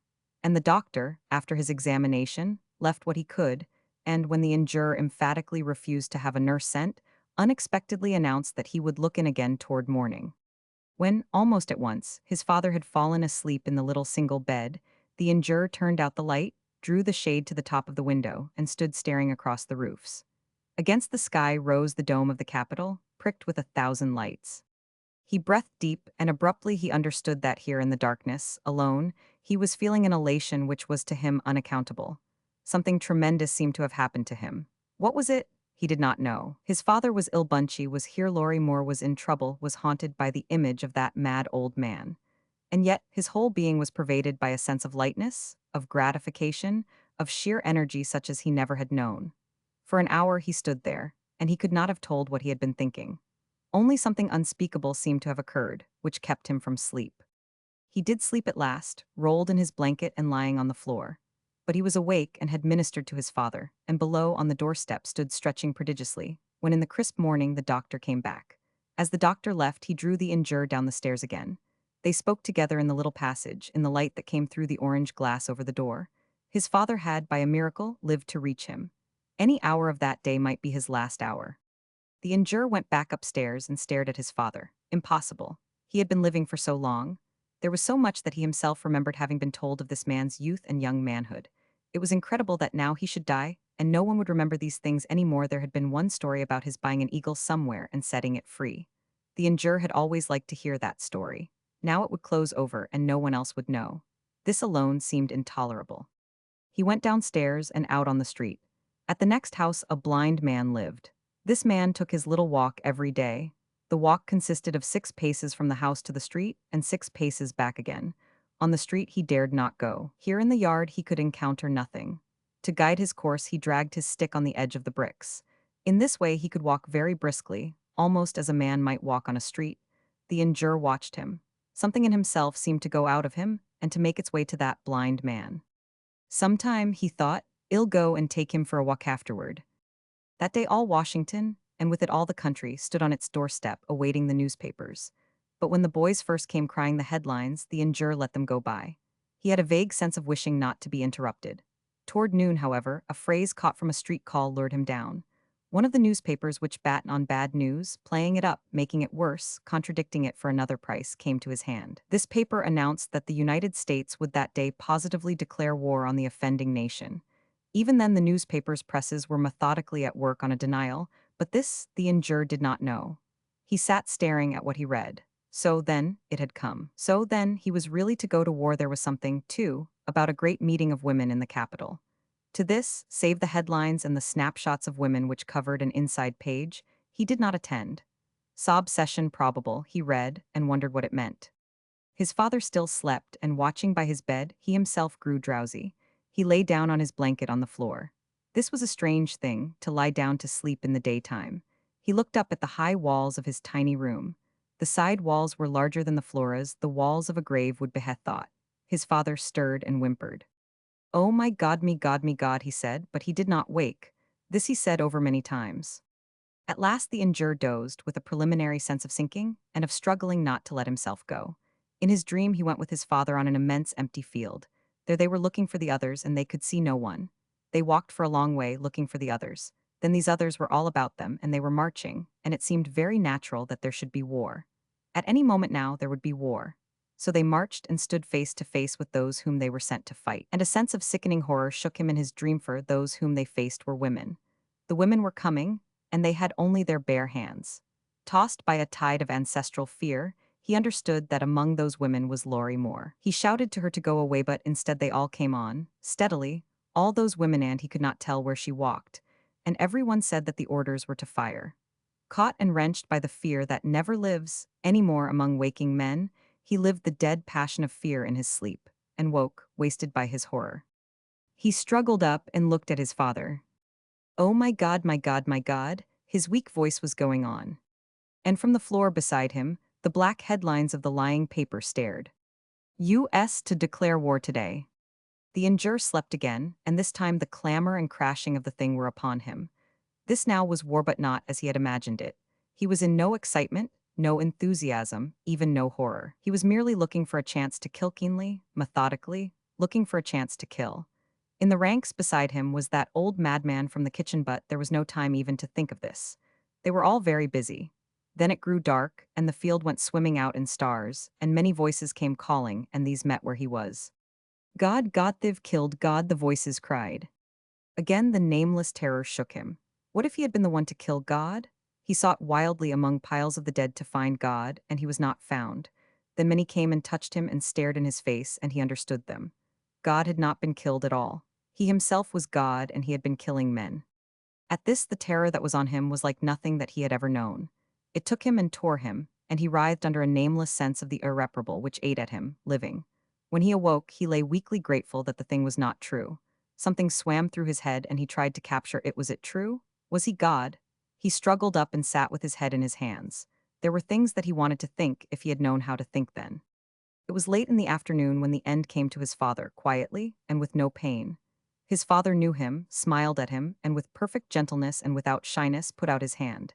Save in a handshake, he had never taken his hand before since he was a little boy. But now they took each other's hands naturally, as if a veil had gone. Afterward, the injure wondered why he had not kissed him. He had not thought of that. Before he called anyone, the injure stood still, looking at his father and looking out the window to the city. So much had happened. A great deal of what had happened he understood, but there was much more that seemed to be pressing on him to be made clear. He had a strong sense of being someone else, of standing outside and watching. What great change was this that had come to his father and to him? By dark they had taken his father away. The injure went with him and did what he could. His father lay in an undertaker's chapel. From the street the injure stared at the chapel. It looked so strangely like the other buildings. He took back to his room some poor belongings of his father's, and when he saw the little room and the empty unmade bed, he was shaken by a draining sense of loneliness, the first loneliness that he had ever known. Then he let his thought go where all day it had longed to go. He wanted Laurie Moore. He let himself go round by the little house of the Folts. It was quite dark, save for that watching light in the kitchen window. He waited on the other side of the street for a long time. No one came. There seemed to be no one in the neighborhood. A little dog came by, looked up at him, and stood wagging a ragged tail. The injure stooped, then squatted beside the dog and patted his head. I must get a dog, he thought. It ought to have a dog. At last he went away, down toward the town. And as he went, darkness seemed to close in and press about him. His hands were empty. His life was something other than that which he had believed it to be. Where was all this that he had had? Roman 9. As he turned into a wider street, he became aware that he was following with many who went one way. He kept on with them, intent on nothing. On Pennsylvania Avenue the crowd was going east and he went east. But of all this he thought little until he came near the Capitol. There the people swung both east and west and rounded the building. So he came out in the square before the east entrance. The square was filled with women. There were some men, too, but women were dominant in the throng. He remembered the meeting to which the papers had vaguely referred, and because he had nothing to do, he moved on with the rest to the doors. He noted that the women were saying little. It was almost a silent throng, as if all were immeasurably absorbed in something. Oddly, he thought of Mrs. Foltz and her absorption in food for her family and her guests. He was in time to find room on the steps and then within the rotunda. He stared about him. This looked different from all other buildings that he had seen, as if great things were due to happen here. He pressed on slowly, as the others pressed. Eventually the elevators received them, and he found himself in an enormous room, the seats of the floor already filled, the galleries fast filling. He stood against the wall and looked. Below and above a throng of women, and only here and there a man. It occurred to him at last that he did not belong here, but now he could not well retreat, for the crowd blocked the doors. On the platform were a dozen women. He looked at them curiously.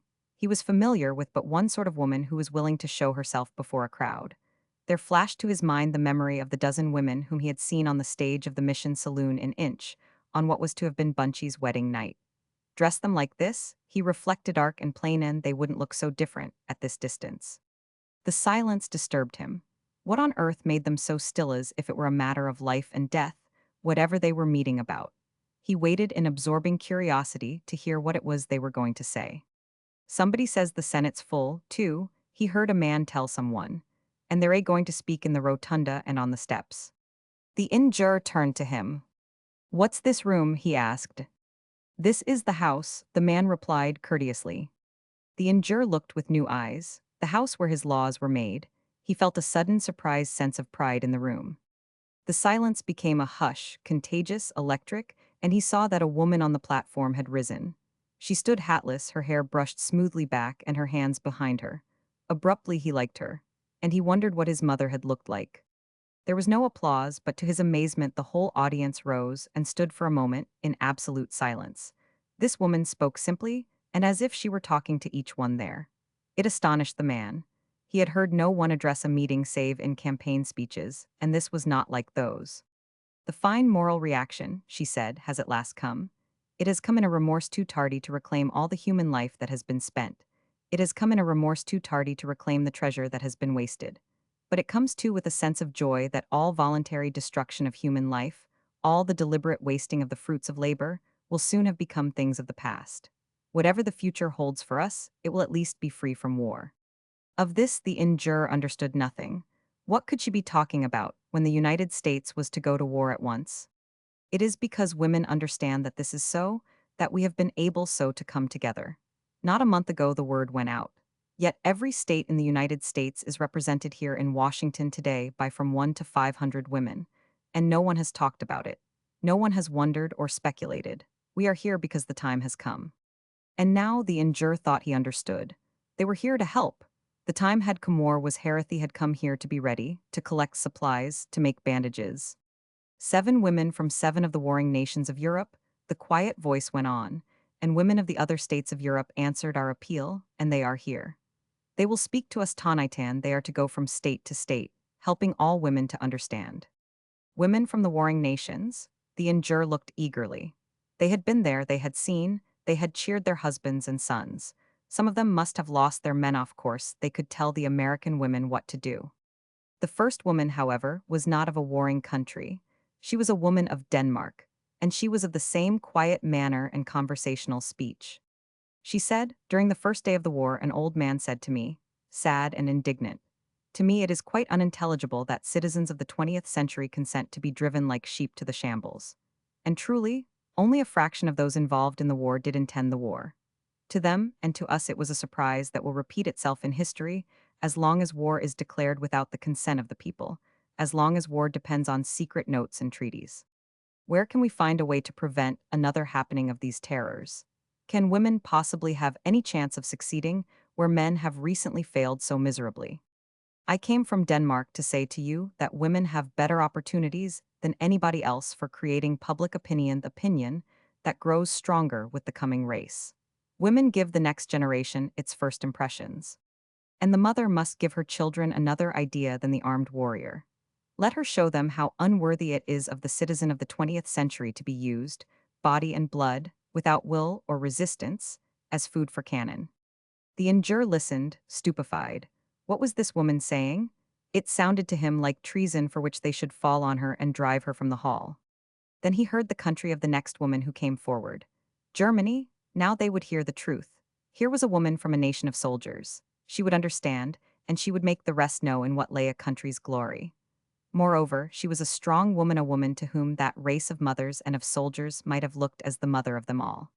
Women of the world, when will your call ring out? Women of all the belligerent states, with head high and courageous heart, gave their husbands to protect the fatherland. Mothers and maidens unfalteringly saw their sons and sweethearts go forth to death and destruction. This was it. The injure drew his breath deep.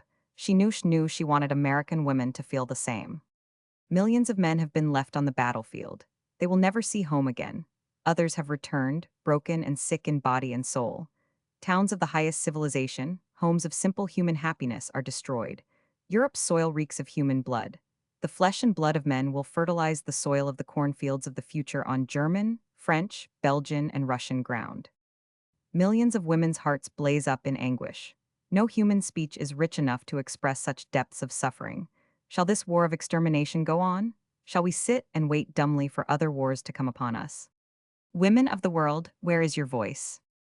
Are you only great in patience and suffering?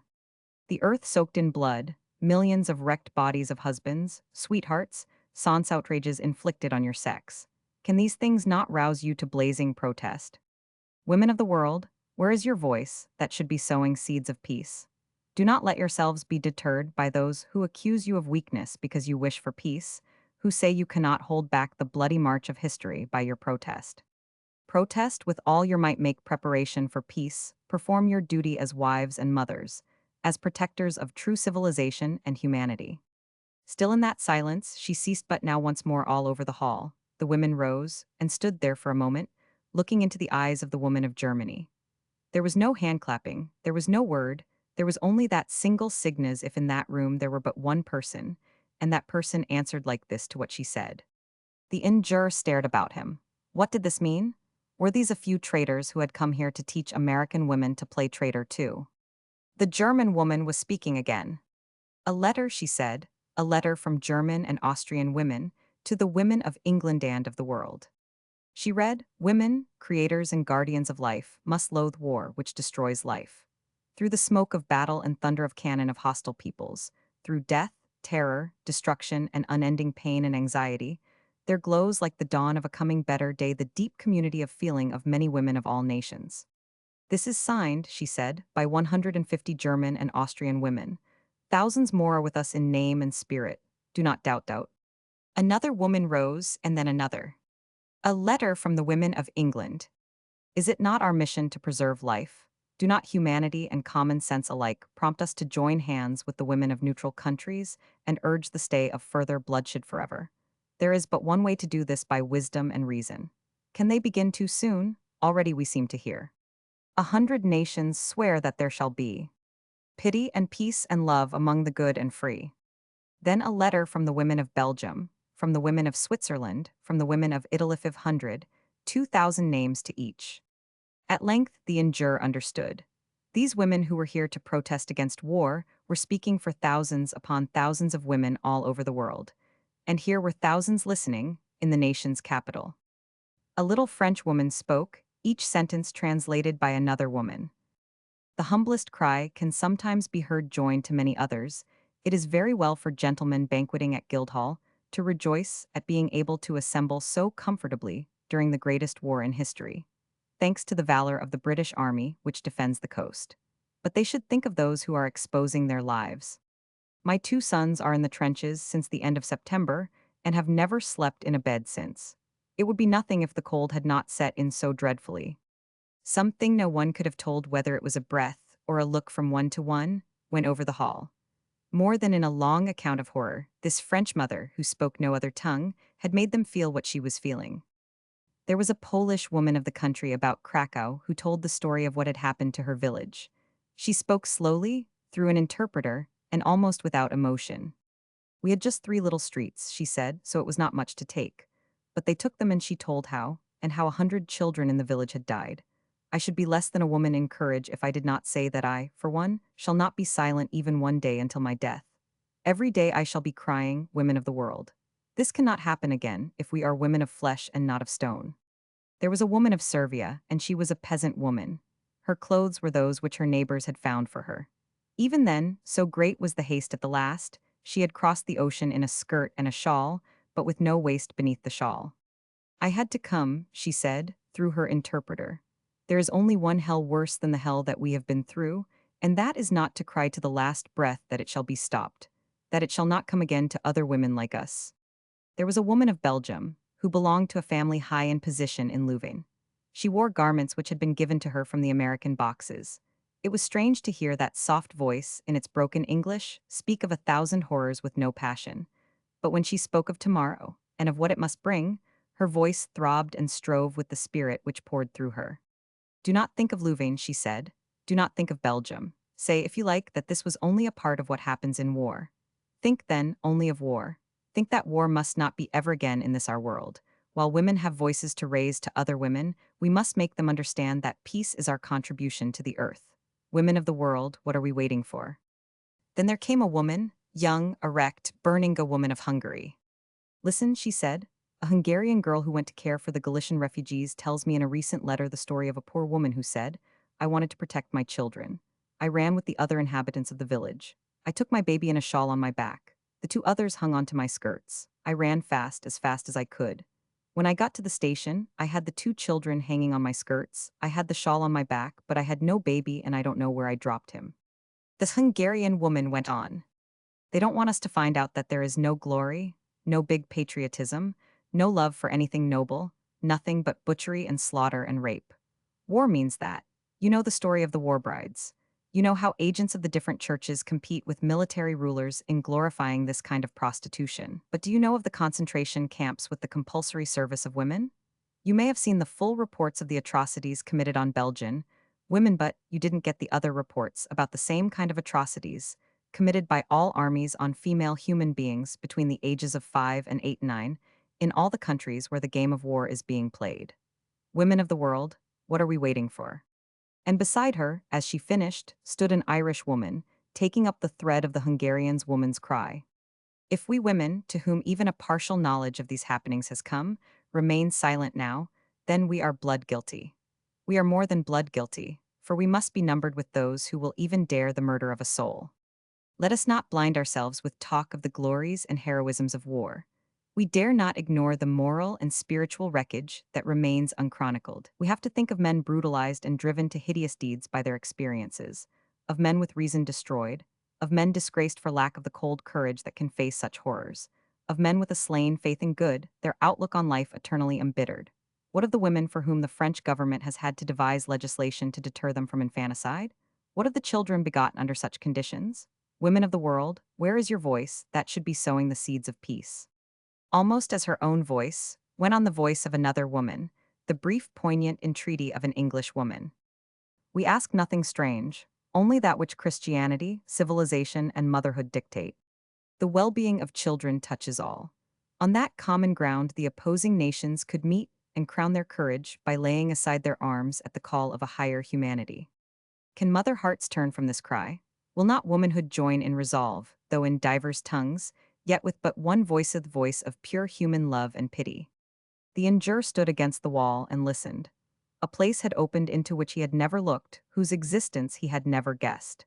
He stood frowning, staring at first trying to understand, then understanding and passionately doubting. The appeals of the first speakers did not touch him. What did women know of these things? Then the Polish woman had spoken. Then the Servian woman. Then the Belgium woman. These undeniably knew what they were talking about. But not until that woman of Hungary had stood there, did the thought come which had pierced him. What if all that she said was true and was true of Laurie? What if it had been her child whom Laurie had lost from her shawl as she ran? He breathed hard and looked about him. They were all, men and women alike, sitting as tense as he, and he saw that all these believed. No one could doubt these women. This is what we have to do. It was another German woman who was speaking, and the interpreter was giving her words. This is what we have to do. Our cry must ring forth irresistibly from millions of voices. Enough of slaughter, enough of devastation. Peace, lasting peace. Make room for peaceful work. Leave the way free for the fraternity of the peoples, and for their cooperation in bringing to flower the culture of international civilization. If men kill, it is for women to fight for the preservation of life. If men are silent, it is our duty to raise our voices on behalf of our ideals. The injure stood where the wall curved, so he was looking at the rows of faces from near the front of the room. And he was looking on a sign, a hint no greater in emphasis than a shadow, of what war is to women. He understood it, momentarily he even felt it. And for a flash he saw them all as he had seen the women in the Chicago employment agency as if he were those women and could suffer what they suffered. He remembered Laurie, and her face lifted to his in the Chicago meeting. They're voting to kill folks, she had said. Oh my God. This was what she had meant. She had understood and he had not understood. How had she understood? He thought about her. Out of inch, out of scenes of killing, and of misery put upon life, Jem Moore's girl had come, and she knew how to feel the way these women felt. All that he had been feeling for her became something which beat upon his heart like light. A note had been sent to the chairman, and with her announcement, a movement of wonder went over the audience, and this wonder was touched with dread. A famous army man was present, and he would speak. He came forward firmly, and it was by the merest chance that he stood there before them erect, strong, compact, alive, for he had seen service. The injure looked at him, quickening. Immediately at the sight of his uniform, the injure had felt a restoration of confidence in what had always been. Then the man faced them, and he spoke as quietly as the women themselves. I ask only to tell you, he said, that I have been for 25 years in the service, a part of the time in active service. I have believed in armies and in armament. I still believe them to have been an obvious necessity while our world was being whipped into shape. Now I am in the last years of my service. I do not take very readily to new ideas even, when I know that these point to the next step on the way. I tell you frankly, that if there were a call to arms, I should be there in my old place. I should serve as I have always served. I should kill whom they told me to kill, as long as they would have me there. But he hesitated and lifted his face, and in it was a light that has shone on a face in no battlefield. If that time comes, I shall thank God for every woman who protests against it, as you here are protesting. And if that time comes, from my soul I shall honor the men who will have the courage to be shot, rather than to go out to shoot their fellows. These men will not be lacking. I have read the signs and I have heard men talk. Your new way of warfare is not in vain. You will win. You are the voice of tomorrow. I have wanted you to know that I feel this, and that to you and to your effort I say God bless you and prosper what you do. For the first time that night, the silence of the audience was broken. A thunder of hands and voices spoke to him. And, as he turned to leave the platform, they did that by which they paid the highest honor that they knew and rose and remained standing until he had reached his seat. Jove, said the man near the injure, old battle axe, now watch the men catch up. It only needed one full-blooded man to say it. Rot, said the man beyond him. No matter what they say, you know and I know that trade will never get out of the way of peace. There'll be no peace while we have trade and that'll be for some time to come. At this the first man laughed. Trade, he said, was a thought before it was trade. Peace is a thoughtiot. On the stage, someone was quoting Washington. My first wish is to see the whole world in peace, and the inhabitants of it as one band of brothers, striving who should contribute most to the happiness of mankind. And Victor Hugo, a day will come when a cannonball will be exhibited in public museums, just as an instrument of torture is now, and people will be amazed that such a thing could ever have been. Methodically, and as if it had become their business, the women fell to discussing what they must do. In each country, more groups must be organized for school, home, states, municipalities for the lifting of the program of pacifism into the realm of serious commercial and educational and home and political consideration. The psychology of war must give place to the psychology of peace. From unfair trade legislation by one country against another, down to the sale of toy weapons and soldiers. And from competing expenditures for national defense down to military drill in schools and colleges, the temptations to militarism must pass from the earth. We know, an American woman said, that war depends on economic conditions beyond our control. But we know, too, that there is something potent to change even these, and it is this potency which we dream to liberate. And beside the injure, the man said again, peace is only a thought yet, but even economic conditions were only thought once. Gradually, in the voice of one and another, the word took shape so simply that the enormity of the import was pathetically lacking. That representatives of the women of the world, united in a demand for international righteousness, shall petition the men and women of the world to turn to the new knowledge that war is an outworn way to settle difficulties, that with one voice we shall all refuse any longer to let the traditions of a past age be put upon us, that the old phrases and catchwords shall not stand for one moment before the naked question of the race. Is this the best that life can do with life, that we shall learn from one another that there is no such thing as preparing against war, but that to prepare for war breeds wart when born, are the slayer and the slain, that we shall teach one another that thou shalt not kill is not only moral law, but sound economic policy, for always these two are one, and that from the constructive plans devised in anguish and in hope by men and women of today, there be selected and inaugurated a world program for permanent peace without armistice, and a council of the nations looking toward the federation of the world. We have talked long enough of treaties and of arbitration, they said. Let us have done with such play. Let us speak the phrase quite simply, the federation of the world. And the message concluded. For we, the women of the world, have banded ourselves together to demand that war be abolished. Last, he remembered a voice. Afterward, he could not have told what woman spoke, or of what nation they said that she had come. But what she said was like the weaving of what the others had spun. Remember, said her voice, that all this is nothing. It is only the body, made for the spirit. And the spirit is that new dominant mind which shall be born in the world, the mind of love. Y'all not get this by going to governments. Y'all not get this by the meeting of groups of representative people. Y'all not get this by international police.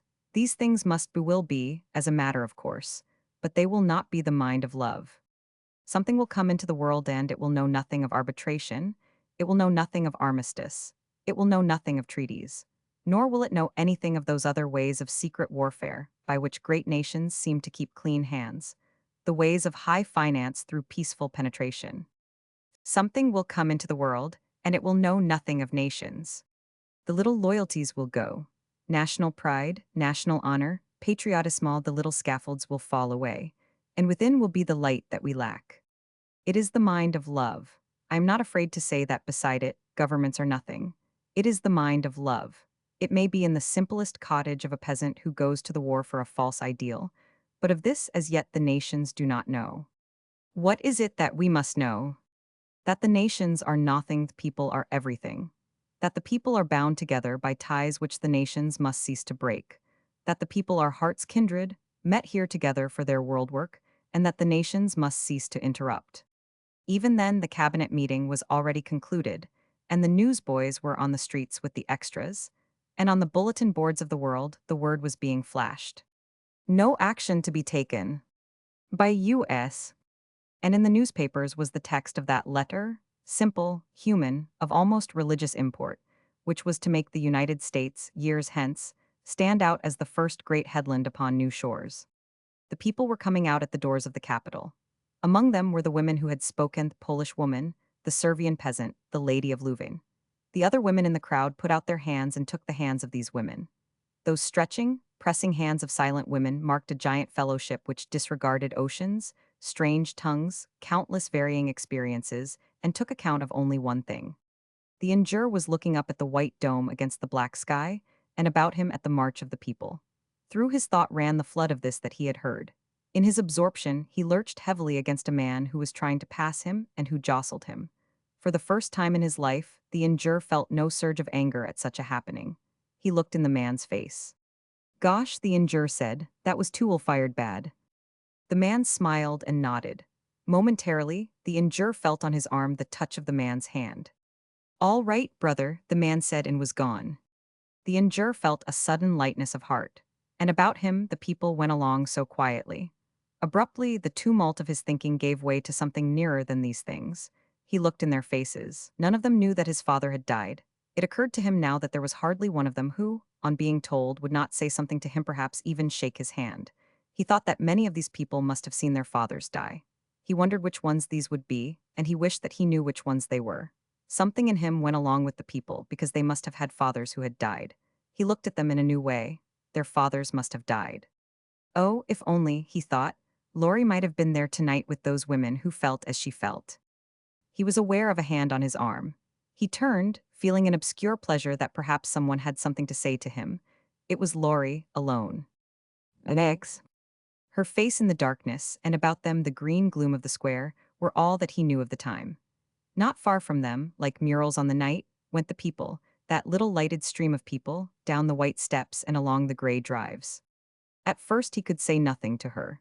He seized at her hand as he had seized upon it that night in Chicago, but then he remembered and let her hand fall, and at last he blurted out a consuming question. Where is he? Who? Laurie asked surprisingly, and understood, and still more surprisingly replied.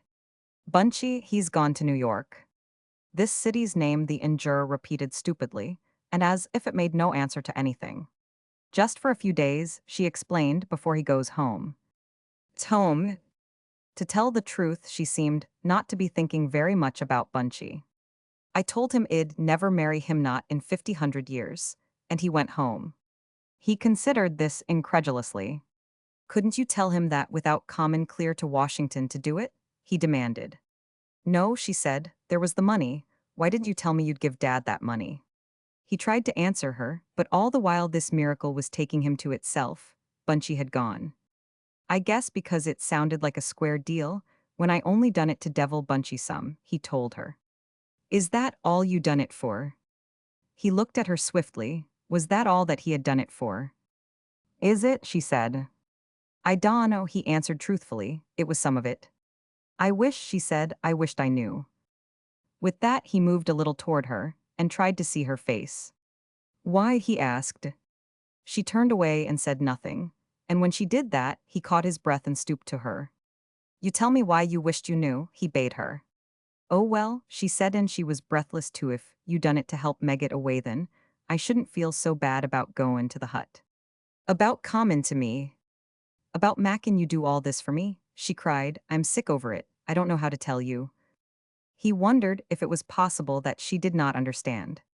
I done the only thing I could think to do, she said. There wasn't anybody else. Do you get the idea, he demanded, that I am ever going to forget how you said that to me that first night?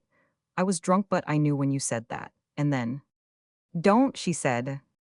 How can I help it? He asked bitterly. I made fool enough of myself that night. Don't, she begged. So's you never can forget it, he finished. And so's I never can, if it hadn't been for that. What then? She asked.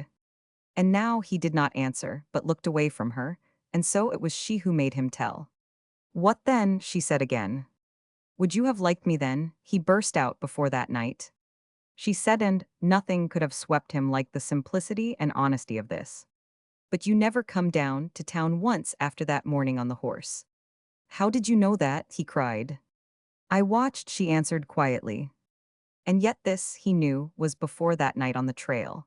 This was still in the confidence of her supreme confession. I didn't know no woman I could tell ner no other decent man. And she had watched for him. But after all, she was telling him so now. And here, tonight, when she no longer had need of him, her comradeship was unchanged. And there had been those hours on the train from Chicago. You watched, he repeated. Oh, look here, would you watch no? To her voice came that tremor that he remembered, which seemed to be in the very words themselves. I watched all day today, she said. Even then, he did not touch her. It was as if there were some gulf which she must be the one to cross. Oh, Laurie, Laurie, he cried. And she understood, and it was she who stretched out her hands to him.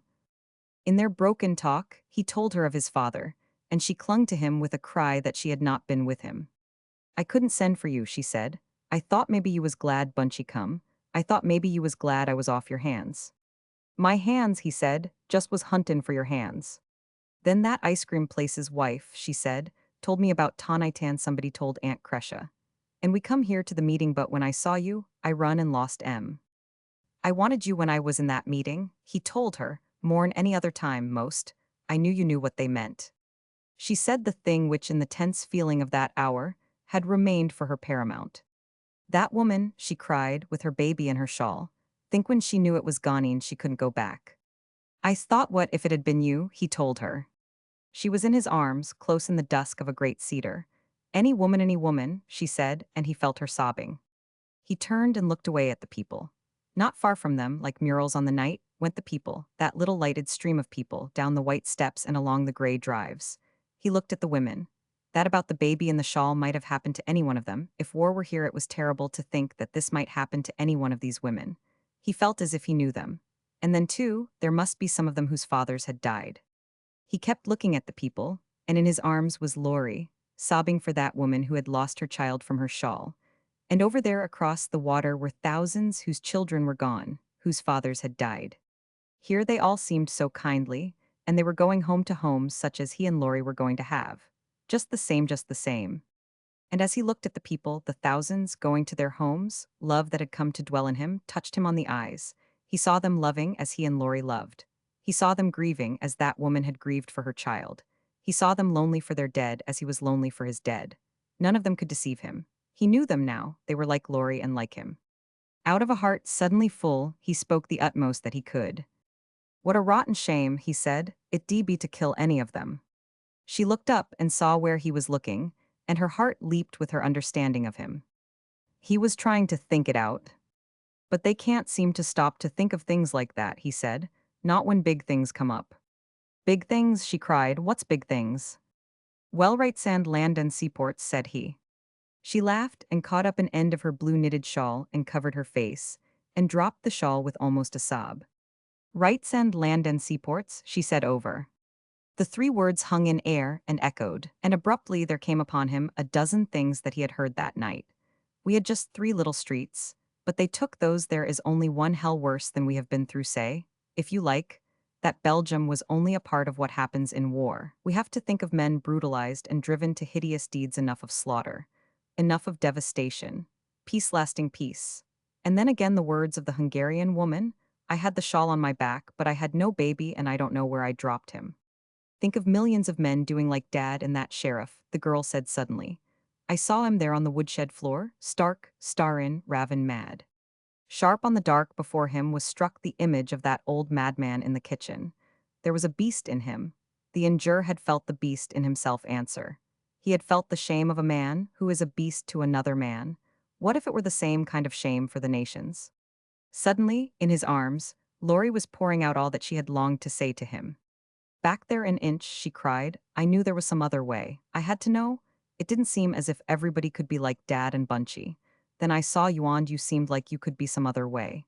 And you Aryan see the folks there. There is some other way to be besides killin'.